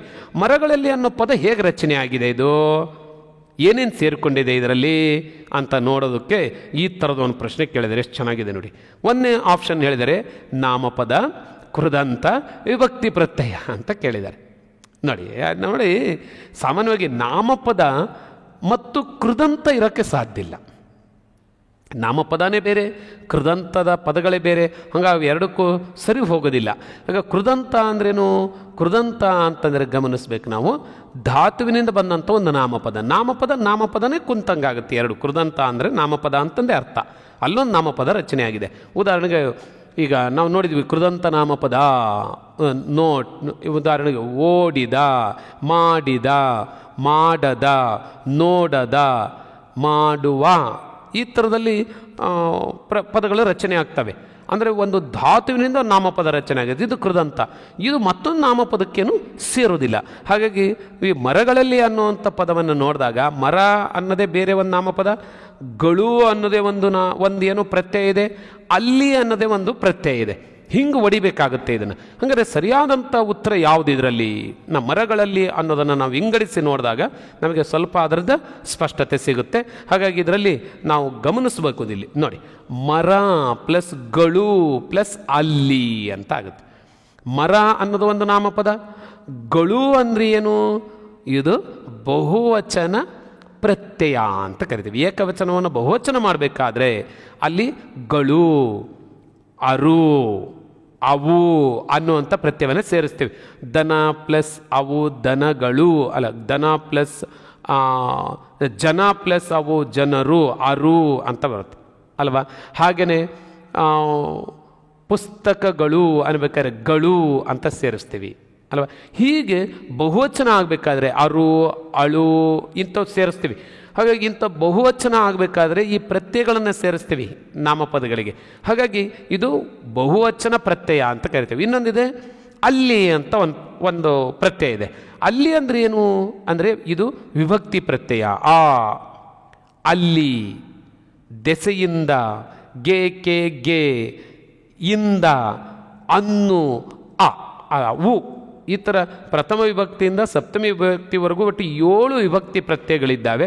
ಈ ವಿಭಕ್ತಿ ಪ್ರತ್ಯಯಗಳು ನಾಮಪದಗಳಿಗೆ ಸೇರ್ತವೆ, ನಾಮ ಪ್ರಕೃತಿಗಳಿಗೆ ಸೇರಿ ಪೂರ್ಣ ಅರ್ಥದ ನಾಮಪದಗಳು ರಚನೆ ಆಗ್ತವೆ. ಹಾಗಾಗಿ ಈ ಮರಗಳಲ್ಲಿ ಅನ್ನುವಂತಹ ಒಂದು ಪದದಲ್ಲಿ ಏನೇನು ಸೇರಿಕೊಂಡಿದೆ? ನಾಮಪದ ಇದೆ, ಒಂದು ಬಹುವಚನ ಪ್ರತ್ಯಯ ಇದೆ, ಮತ್ತು ಒಂದು ವಿಭಕ್ತಿ ಪ್ರತ್ಯಯ ಇದೆ. ಹಂಗೆ ಪದವನ್ನು ನಾವು ವಿಂಗಡಿಸ್ಬೇಕೀಗ. ವಿಂಗಡಿಸಿದಾಗ ನಮಗೆ ಆಪ್ಷನ್ನಲ್ಲೇ ಸಿಗ್ತಾ ಇದೆ. ನಾಮಪದ 1ನೇ ಆಪ್ಷನ್ನಲ್ಲಿದೆ ಮತ್ತು 4ನೇ ಆಪ್ಷನ್ನಲ್ಲಿದೆ. ನೆಕ್ಸ್ಟು 2ನೇದು ಗಳು ಅನ್ನೋದು ಬಹುವಚನ ಪ್ರತ್ಯಯ 1ನೇ ಆಪ್ಷನ್ನಲ್ಲಿ ಇಲ್ಲ, ಅಲ್ಲಿ ಕೃದಂತ ಬಂದ್ಬಿಡ್ತು. ಹಾಗಾದ್ರೆ 4ನೇ ಆಪ್ಷನ್ನಲ್ಲಿ ಬಹುವಚನ ಪ್ರತ್ಯಯ ಇದೆ, ಕರೆಕ್ಟು. ಇನ್ನೊಂದು ಸರಿ ನೋಡ್ತಾ ಇದ್ದೀವಿ ನಾವು, ಅಲ್ಲಿ ಅನ್ನೋದು ವಿಭಕ್ತಿ ಪ್ರತ್ಯಯ 1ನೇ ಆಪ್ಷನ್ನಲ್ಲೂ ಅಲ್ಲಿ ಇದೆ, 4ನೇ ಆಪ್ಷನ್ನಲ್ಲೂ ವಿಭಕ್ತಿ ಪ್ರತ್ಯಯ ಇದೆ. ಹಾಗಿದ್ರೆ ಸರಿಯಾದಂಥ ಉತ್ತರ 4ನೇ ಆಪ್ಷನ್ ಆಗುತ್ತೆ. ಹಾಗಾಗಿ ನಾವು ಆ ಥರ ಗುರುತಿಸ್ಬೇಕಾಗುತ್ತೆ. ಇನ್ನು ಉಳಿದಿದ್ದು ಯಾಕೆ ಆಗೋದಿಲ್ಲ ಅಂತ ಒಂದು ಸ್ವಲ್ಪ ನೋಡೋಣ. ನೋಡಿ, ಇನ್ನು ಉಳಿದಿದ್ದರಲ್ಲಿ ನಾಮಪದ, ಬಹುವಚನ ಪ್ರತ್ಯಯ, ವಿಭಕ್ತಿ ಪ್ರತ್ಯಯ, ಇದು ಕ್ಲಿಯರ್ ಆಯಿತು ನಮಗೆ, ಅದರಲ್ಲೇನು ಡೌಟ್ ಇಲ್ಲ. ಇನ್ನೊಂದು ನೋಡೋಣ, ನಾಮಪದ, ಕೃದಂತ ಮತ್ತು ವಿಭಕ್ತಿ ಪ್ರತ್ಯಯಗಳು ಸೇರಿದ್ರೆ ಏನಾಗ್ತವೆ ಅಂತ. ಇಲ್ಲಿ ನೋಡಿ, ಮರ ಪ್ಲಸ್ ನೋಡಿದ ಪ್ಲಸ್ ಅಲ್ಲಿ, ಮರ ನೋಡಿದಲ್ಲಿ ಅಂತ ಆಗ್ಬೋದು ಹೊರತು ಮರ ನೋಡಿದಲ್ಲಿ ಅಂತ ಆಗೋದಿಲ್ಲ. ಹಾಗಾಗಿ ಅದೇ ಪ್ರತ್ಯೇಕ ಆಗಿ ಉಳ್ಕೊಂತತಿ ಅಂತ ನಾನು ಆಗಲೇ ಹೇಳಿದೆ. ಹಾಗಾಗಿ ನಾಮಪದ ಮತ್ತೊಂದು ನಾಮಪದವನ್ನು ಅಥವಾ ಕೃದಂತ ಪದವನ್ನು ಸೇರಿಸ್ಕೊಳೋದಿಲ್ಲ. ಮರ ಬೇರೆ, ನೋಡಿದಲ್ಲಿ ಅಂತ ಬೇರೆ ಆಗುತ್ತೆ. ಹಾಗೆ ಇನ್ನೊಂದು ಪ್ರತ್ಯಯವನ್ನು ನೋಡ್ತಾ ಇದ್ದೀವಿ, ಅವ್ಯಯ, ಬಹುವಚನ ಪ್ರತ್ಯಯ ಮತ್ತು ವಿಭಕ್ತಿ ಪ್ರತ್ಯಯ. ಈ ಅವ್ಯಯಗಳು ಅಂದರೆ ಏನು ಅಂತಂದರೆ ನೋಡಿ, ಅನುಕರಣ ಅವ್ಯಯ. ಒಂದು ಶಬ್ದ ಉಂಟಾದಾಗ ಅದು ಉಂಟಾದಂಥ ಶಬ್ದವನ್ನು, ಕ್ರಿಯೆ ನಡೆದಾಗ ಉಂಟಾದ ಶಬ್ದವನ್ನು ಅನುಕರಣೆ ಮಾಡಿ ಹೇಳ್ತೀವಿ. ಇವುದ ಕಟಕಟ, ಪಟಪಟ, ಸುಯ್ಯನೆ, ಜುಳು ಜುಳು, ಡಬ ಡಬ, ಈ ಥರದ ಧಗ ಧಗ, ಇವೆಲ್ಲವೂ ಕ್ರಿಯೆ ನಡೆದಾಗ ಉಂಟಾದಂಥ ಶಬ್ದ. ಇದು ಅನುಕರಣ ಅವ್ಯಯಗಳು ಅಂತ ಕರಿತೀವಿ. ಇನ್ನೊಂದು ಸಂಬಂಧಾರ್ಥಕ ಅವ್ಯಯಗಳು ಅಂತ ಕರಿತೀವಿ. ಮತ್ತು, ಅಥವಾ, ಆದ್ದರಿಂದ, ಏಕೆಂದರೆ, ಇದು ಸಂಬಂಧಾರ್ಥಕ ಅವ್ಯಯ. ಸಾಮಾನ್ಯ ಅವ್ಯಯ ಅಂತ ಕರಿತೀವಿ, ಇದು ಕ್ರಿಯಾಪದದ ಗುಣವನ್ನು ಹೇಳ್ತಾ ಇರುತ್ತೆ. ಕ್ರಿಯಾ ವಿಶೇಷಣ ಅಂತ ಕರಿತೀವಿ. ಸುಮ್ಮನೆ ಕುಳಿತಿದ್ದಾರೆ, ಚೆನ್ನಾಗಿ ಓದುತ್ತಿದ್ದಾರೆ, ಈ ಥರದಲ್ಲಿ. ಇನ್ನೊಂದು ಥರದ ಕ್ರಿಯಾರ್ಥಕ ಅವ್ಯಯಗಳು ಅಂತಂದರೆ ಹೌದು, ಅಲ್ಲ, ಈ ಥರದಲ್ಲಿ ಕೆಲವು ಪದಗಳನ್ನು ಬಳಸ್ತೀವಿ. ಅವಧಾರಣಾರ್ಥಕ ಅವ್ಯಯಗಳು ಅಂತ ಕರಿತೀವಿ, ನಮ್ಮ ಗಮನವನ್ನು ಸೆಳೆಯುವಂಥದ್ದು, ಅದೇ, ಅವನೇ, ಈ ಥರದಲ್ಲಿ. ಇನ್ನೊಂದು ಭಾವಸೂಚಕ ಅವ್ಯಯ ಅಂತ ಇದೆ. ಹುರ್, ಭಲೆ, ಅಯ್ಯೋ, ಇದು ಭಾವನೆಯನ್ನು ಸೂಚಿಸುವಂಥ ಅವ್ಯಯಗಳು. ಈ ಥರದ ಅವ್ಯಯಗಳನ್ನು ಇಲ್ಲಿ ಸೇರಿಸಿ, ಅದಕ್ಕೆ ಏನು ಬಹುವಚನ ಪ್ರತ್ಯಯವನ್ನು ಸೇರಿಸಿ, ವಿಭಕ್ತಿ ಪ್ರತ್ಯಯ ಸೇರಿಸಿ ಒಂದು ಪದ ರಚನೆ ಮಾಡೋದಕ್ಕೆ ಅಂತ ಹೋದರೆ ಆಗೋದಿಲ್ಲ. ಸುಮ್ಮನೆ ಅನ್ನೋದು ಒಂದು ಅವ್ಯಯ, ಅರು, ಅವು ಅನ್ನೋದು ಬಹುವಚನ ಪ್ರತ್ಯಯ, ಅಲ್ಲಿ ಅನ್ನೋದು ವಿಭಕ್ತಿ ಪ್ರತ್ಯಯ. ಅವು ಸಟ್ಟಾಗೋದೇ ಇಲ್ಲ ಒಂದಕ್ಕೊಂದು, ಅಲ್ವಾ? ಹಾಗಾಗಿ ಈ ಥರದಿಂದ ಹೊಸ ಪದ ರಚನೆ ಮಾಡೋದಕ್ಕೆ ಆಗೋದಿಲ್ಲ. ಈ ರಚನಾ ವಿನ್ಯಾಸ ಸರಿಯಿಲ್ಲ ಇದು. ಹಾಗೆ ಇನ್ನೊಂದಿದೆ, ಕ್ರಿಯಾಪದ, ಬಹುವಚನ ಪ್ರತ್ಯಯ ಮತ್ತು ವಿಭಕ್ತಿ ಪ್ರತ್ಯಯ. ವಿಭಕ್ತಿ ಪ್ರತ್ಯಯ ಯಾವತ್ತು ನಾಮಪದಕ್ಕೆ ಸೇರುತ್ತೆ ಹೊರತು ಕ್ರಿಯಾಪದಕ್ಕೆ ಸೇರೋದಿಲ್ಲ. ಹಾಗಾಗಿ ಕ್ರಿಯಾಪದದ ಕ್ರಮನೇ ಬೇರೆ. ಕ್ರಿಯಾಪದದಲ್ಲಿ ಏನಿರುತ್ತೆ ನೋಡಿ, ಗಮನಿಸ್ರಿ. ಕ್ರಿಯಾಪದದಲ್ಲಿ ಧಾತು, ಕಾಲಸೂಚಕ ಪ್ರತ್ಯಯ, ಆಖ್ಯಾತ ಪ್ರತ್ಯಯ ಇರುತ್ತೆ. ಅದನ್ನು ಕ್ರಿಯಾಪದವನ್ನು ಒಡೆದಾಗ, ಈಗ ನೋಡಿದನು ಅನ್ಬೇಕಾದ್ರೆ ಕ್ರಿಯಾಪದ, ನೋಡು ಧಾತು, ದ ಕಾಲಸೂಚಕ ಪ್ರತ್ಯಯ, ಅನು ಆಖ್ಯಾತ ಪ್ರತ್ಯಯ. ಹಾಗಾಗಿ ಇಲ್ಲಿ ಕ್ರಿಯಾಪದ ಅಂದ ತಕ್ಷಣವೇ ನಾಮಪದಕ್ಕೆ ಮತ್ತು ವಿಭಕ್ತಿ ಪ್ರತ್ಯಯಕ್ಕೆ ಸಂಬಂಧ ಬರುವುದೇ ಇಲ್ಲ ಇದರಲ್ಲಿ. ಹಾಗಾಗಿ ಈ ಒಂದು ಪ್ರಕ್ರಿಯೆಯೂ ಸಹಿತ ಸರಿ ಹೋಗೋದಿಲ್ಲ, ವಿನ್ಯಾಸ ಸರಿ ಹೋಗೋದಿಲ್ಲ. ಹಾಗಾಗಿ ಸರಿಯಾದಂಥ ಉತ್ತರ ಯಾವುದು ಅಂತ ನಮಗೆ ಸ್ಪಷ್ಟ ಆಯ್ತು ಅಂತ ಅನ್ಕೊತೀನಿ. ಓಕೆ, 5ನೇ ಪ್ರಶ್ನೆ ನೋಡ್ತಾ ಇದ್ದೇವೆ ಈಗ ನಾವು. ವಾಲ್ಮೀಕಿ ರಾಮಾಯಣವನ್ನು ಬರೆದ, ಇಲ್ಲಿ ಬರೆದ ಎಂಬುದು ಡ್ಯಾಶ್ ಆಗಿದೆ. ವಾಲ್ಮೀಕಿ ಮಹರ್ಷಿ ರಾಮಾಯಣವನ್ನು ಬರೆದರು ಅಲ್ವಾ? ಕರೆಕ್ಟ್. ಯಾರಾದರೂ ಹೇಳ್ತಾರೆ ಬರೆದ ಅನ್ನುವಂಥ ಪದ ಎಂಥ ಪದ ಇದು ಅಂತ ಕೇಳಿದ್ದಾರೆ. ಇದು ಕರ್ತೃಪದನೋ, ಕರ್ಮಪದನೋ, ಕ್ರಿಯಾಪದನೋ ಮತ್ತು ನಾಮಪದನೋ ಅಂತ. ತುಂಬ ಸುಲಭ, ನಾವು ಅರ್ಥ ಮಾಡ್ಕೋಬೇಕು.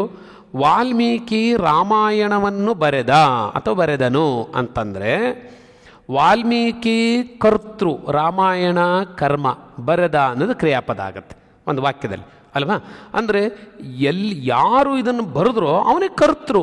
ಕರ್ತೃ ಅಂದರೆ ರಚನೆ ಮಾಡಿದಂಥನು, ರಚಿಸಿದನು, ಬರೆದವನು, ಹೇಳಿದವನು, ಯಾರು ಕ್ರಿಯೆ ಮಾಡಿದನೋ ಅವನೇ ಕರ್ತೃ. ಏನು ಕ್ರಿಯೆ ಮಾಡೋದಾಯ್ತಲ್ಲ ಅದು ಕರ್ಮ. ಕರ್ಮದ ಸ್ಥಿತಿ ಅಂದರೆ ಕ್ರಿಯೆಯ ಸ್ಥಿತಿ ತಿಳಿಸಿದ ಕ್ರಿಯಾಪದ ಅಷ್ಟೇ, ಭಾಳ ಈಸಿ. ಹಾಗಾಗಿ ಇದಕ್ಕೆ ಸರಿಯಾದಂಥ ಉತ್ತರ ಈಗ ಯಾವುದು ಅಂತ ನಿಮಗೆ ಗೊತ್ತಾಯಿತು. ಕ್ರಿಯಾಪದ, ಬರೆದ ಅನ್ನೋದು ಕ್ರಿಯಾಪದ, ಕರ್ತೃ ಅನ್ನೋದು ವಾಲ್ಮೀಕಿ ಆಗುತ್ತೆ, ರಾಮಾಯಣ ಅನ್ನೋದು ಕರ್ಮಪದ ಆಗುತ್ತೆ, ಬರೆದ ಅನ್ನೋದು ಕ್ರಿಯಾಪದ ಆಗುತ್ತೆ. ನಾಮಪದ ಅಂದರೆ ಈ ಪದಗಳ ವಿಂಗಡಣೆಯಲ್ಲಿ ಬರುವಂಥದ್ದು. ಇದರಲ್ಲಿ ನಾಮಪದ ವಾಲ್ಮೀಕಿನೂ ಹೌದು, ರಾಮಾಯಣನೂ ಹೌದು, ಎರಡೂ ನಾಮಪದಗಳೇ.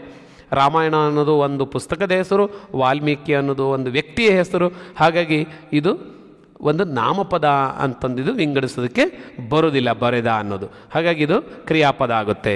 ಒಂದು ಎಕ್ಸಾಂಪಲ್ ನಿಮಗೆ ಇಲ್ಲಿ ಇದನ್ನು ನೋಡ್ತಾ ಇದ್ದೀವಿ. ವಾಲ್ಮೀಕಿ ಅನ್ನೋದು ಕರ್ತೃಪದ, ರಾಮಾಯಣವನ್ನು ಅನ್ನೋದು ಕರ್ಮಪದ, ಬರೆದ ಅನ್ನೋದು ಕ್ರಿಯಾಪದ ಆಗುತ್ತೆ. ಓಕೆ, ಇನ್ನೊಂದು ಪ್ರಶ್ನೆ ನೋಡ್ತಾ ಇದ್ದೀವಿ. ಮುಖಚಂದ್ರ ಎಂಬುದು ಇದಕ್ಕೆ ಉದಾಹರಣೆ.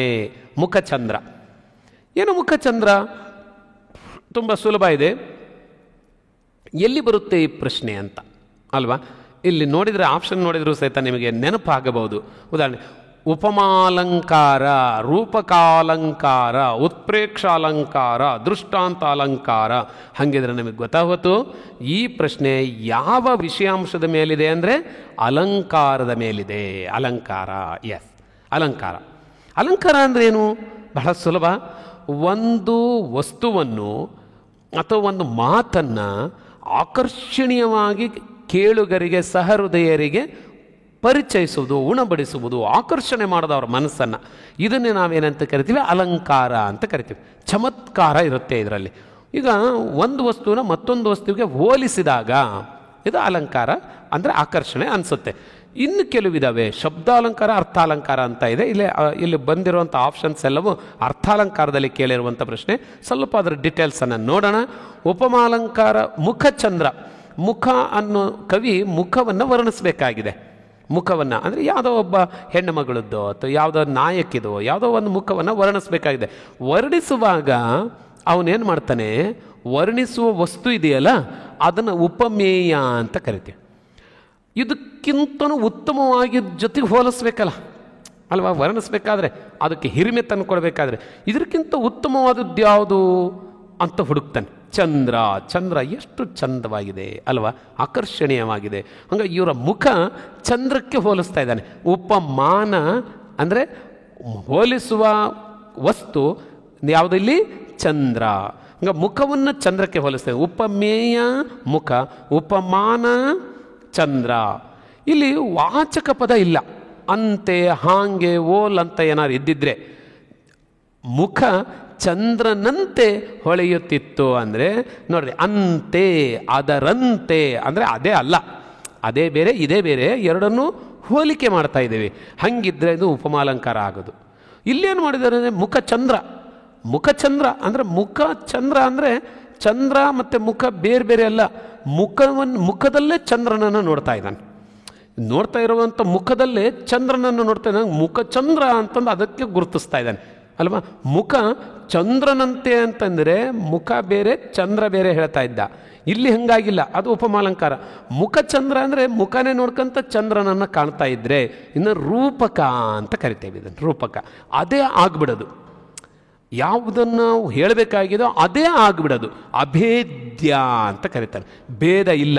ಉಪಮೇಯಕ್ಕೂ ಉಪಮಾನಕ್ಕೂ ಯಾವುದೇ ಭೇದವಿಲ್ಲದಂತೆ, ವ್ಯತ್ಯಾಸ ಇಲ್ಲದಂತೆ ಅದೇ ಇದು ಅಂತ ಭಾವಿಸಿ ವರ್ಣಿಸುವುದನ್ನೇ ಏನಂತ ಕರಿತೀವಿ, ರೂಪಕಾಲಂಕಾರ ಅಂತ ಕರಿತೀವಿ.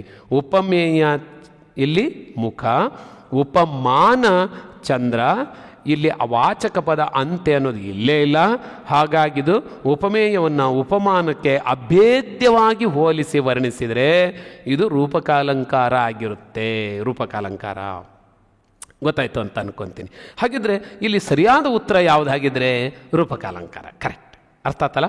ಓಕೆ, ಈಗ ಇನ್ನೊಂದು ಸ್ವಲ್ಪ ಮುಂದಕ್ಕೆ ಹೋಗೋಣ. ನಾವು ಇನ್ನು ಉಳಿದ ಅಲಂಕಾರಗಳಿದಾವಲ್ಲ, ಉತ್ಪ್ರೇಕ್ಷ ಅಲಂಕಾರ, ದೃಷ್ಟಾಂತ ಅಲಂಕಾರ ಐತಲ್ಲ, ಹಂಗಂದ್ರೆ ಏನು ಅಂತ ಒಂದು ಸ್ವಲ್ಪ ನೋಡೋದಾದರೆ ನೋಡಿ, ಇವು ಒಟ್ಟು 6 ಅಲಂಕಾರಗಳಿದ.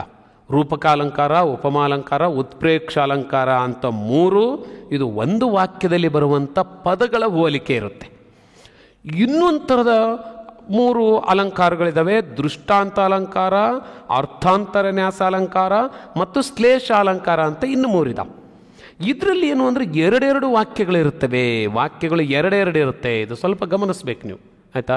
ಒಂದೇ ವಾಕ್ಯ ಇದ್ದು 2 ಪದಗಳನ್ನು ಹೋಲಿಕೆ ಮಾಡೋದ್ರಲ್ಲಿದ್ದರೆ ಅದು ರೂಪಕ, ಉಪಮಾ ಮತ್ತು ಉತ್ಪ್ರೇಕ್ಷ. 2 ವಾಕ್ಯಗಳಿದ್ದರೆ ಅದು ದೃಷ್ಟಾಂತ, ಅರ್ಥಾಂತರನ್ಯಾಸ ಮತ್ತು ಶ್ಲೇಷ. ಇದು ಕ್ಲಿಯರ್ ಅಂತ ಅನ್ಕೊತೀನಿ.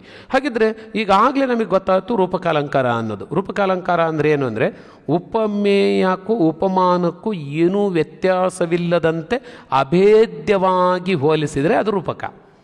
ಉಪಮೇಯ ಬೇರೆ, ಉಪಮಾನ ಬೇರೆ, ಅವೆರಡನ್ನು ಪರಸ್ಪರ ಹೋಲಿಸಿದರೆ ಅಲ್ಲಿ ಅಂತೆ, ಹಾಂಗೆ, ಓಲ್ ಅಂತ ವಾಚಕ ಪದವನ್ನು ಬಳಸಿ ವರ್ಣಿಸಿದರೆ ಇದನ್ನು ಉಪಮಾಲಂಕಾರ ಅಂತ ಕರೆದ್ವಿ.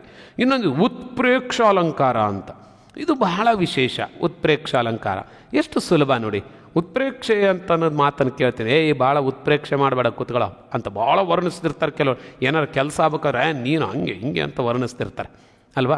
ಅವಾಗ ನಮಗೆ ಭಾರಿ ಅವಾಗ ಕೆಲವರು ಅಂತಾರೆ, ಒಬ್ಬರು ಒಪ್ತಾರೆ, ಕೆಲವರು ಅತಿ ಆತು ಉತ್ಪ್ರೇಕ್ಷೆ ಮಾಡಬೇಡ ಬಿಡು ಅಂತಿರ್ತಾರೆ. ಅಂದ್ರೆ ಏನು?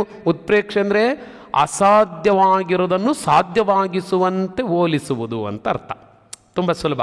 ಒಂದು ಎಕ್ಸಾಂಪಲ್ ನೋಡಿದರೆ ಗೊತ್ತಾಗುತ್ತೆ ನಿಮಗೆ. ಈಗ ಅಚ್ಚೋದ ಸರೋವರವು, ಅಚ್ಚೋದ ಸರೋವರ ನಾವು ನೋಡಿದ್ದೀವಿ, ಒಂದು ಸರೋವರ, ಅದು ಉಪಮೇಯ.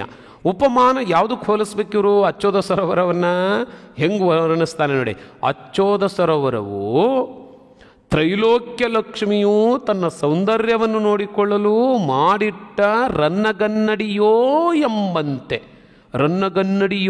ಎಂಬಂತೆ ಶೋಭಿಸುತ್ತಿತ್ತು. ಅಚ್ಚೋದ ಸರೋವರವನ್ನು ಯಾವುದಕ್ಕೆ ಹೋಲಿಸ್ತಿದ್ದಾನೆ ಅಂದರೆ ತ್ರೈಲೋಕ್ಯ ಲಕ್ಷ್ಮಿ ತನ್ನ ಸೌಂದರ್ಯವನ್ನು ನೋಡಿಕೊಳ್ಳಲು ಮಾಡಿಟ್ಟ ರನ್ನಗನ್ನಡಿಗೆ ಹೋಲಿಸ್ತಾ ಇದ್ದಾನೆ. ಇದು ಸ್ವಲ್ಪ ಅತಿ ಅನ್ನಿಸ್ಲಿಲ್ವಾ? ಹಿಂಗಿದ್ರೇ ಇದು ಉತ್ಪ್ರೇಕ್ಷ ಅಲಂಕಾರ. ಅಂದರೆ ಅಸಾಧ್ಯ. ತ್ರೈಲೋಕ್ಯ ಲಕ್ಷ್ಮಿ ಎಲ್ಲಿ ಗೊತ್ತಿಲ್ಲ ನಮಗೆ. ಅಚ್ಚೋದ ಸರೋವರವನ್ನು ತ್ರೈಲೋಕ್ಯ ಲಕ್ಷ್ಮಿ ತನ್ನ ಸೌಂದರ್ಯ ನೋಡ್ಕೊಳೋದಕ್ಕೆ ಮಾಡಿಟ್ಟ ರನ್ನಗನ್ನಡಿ ಇದ್ದಂಗಿತ್ತ ಅದು.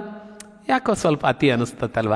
ಇದನ್ನೇ ಉತ್ಪ್ರೇಕ್ಷ ಅಲಂಕಾರ ಅಂತ ಕರಿತೀವಿ. ಸಾಧ್ಯವಾಗದೇ ಇರುವುದನ್ನು ಸಾಧ್ಯವಾಗಿಸಿ ಹೇಳುವುದನ್ನು ಉತ್ಪ್ರೇಕ್ಷ ಅಲಂಕಾರ ಅಂತ ಕರಿತೀವಿ. ಇದು ಒಂದು ವಾಕ್ಯದಲ್ಲಿ ಬರುವಂತಹ ಒಂದೇ ವಾಕ್ಯ ಕೊಟ್ಟಿರ್ತಾರೆ. ಯಾವ ಅಲಂಕಾರ ಅಂದಾಗ ಇವು 3 ಅಲಂಕಾರ ಈ ಥರದಲ್ಲಿ ವಿಂಗಡಿಸಬೇಕಾಗುತ್ತೆ. ಇನ್ನೊಂದು ರೀತಿಯ ಅಲಂಕಾರವನ್ನು ನೋಡ್ತಾ ಇದ್ದೀವಿ ನಾವು. ಯಾವುದದು? ದೃಷ್ಟಾಂತ ಅಲಂಕಾರ. 2 ವಾಕ್ಯ ಇರುತ್ತೆ ಇಲ್ಲಿ ದೃಷ್ಟಾಂತ ಅಲಂಕಾರಕ್ಕೆ. 2 ವಾಕ್ಯ, 2 ಬೇರೆ ಬೇರೆ ವಾಕ್ಯಗಳು ಇರ್ತವೆ.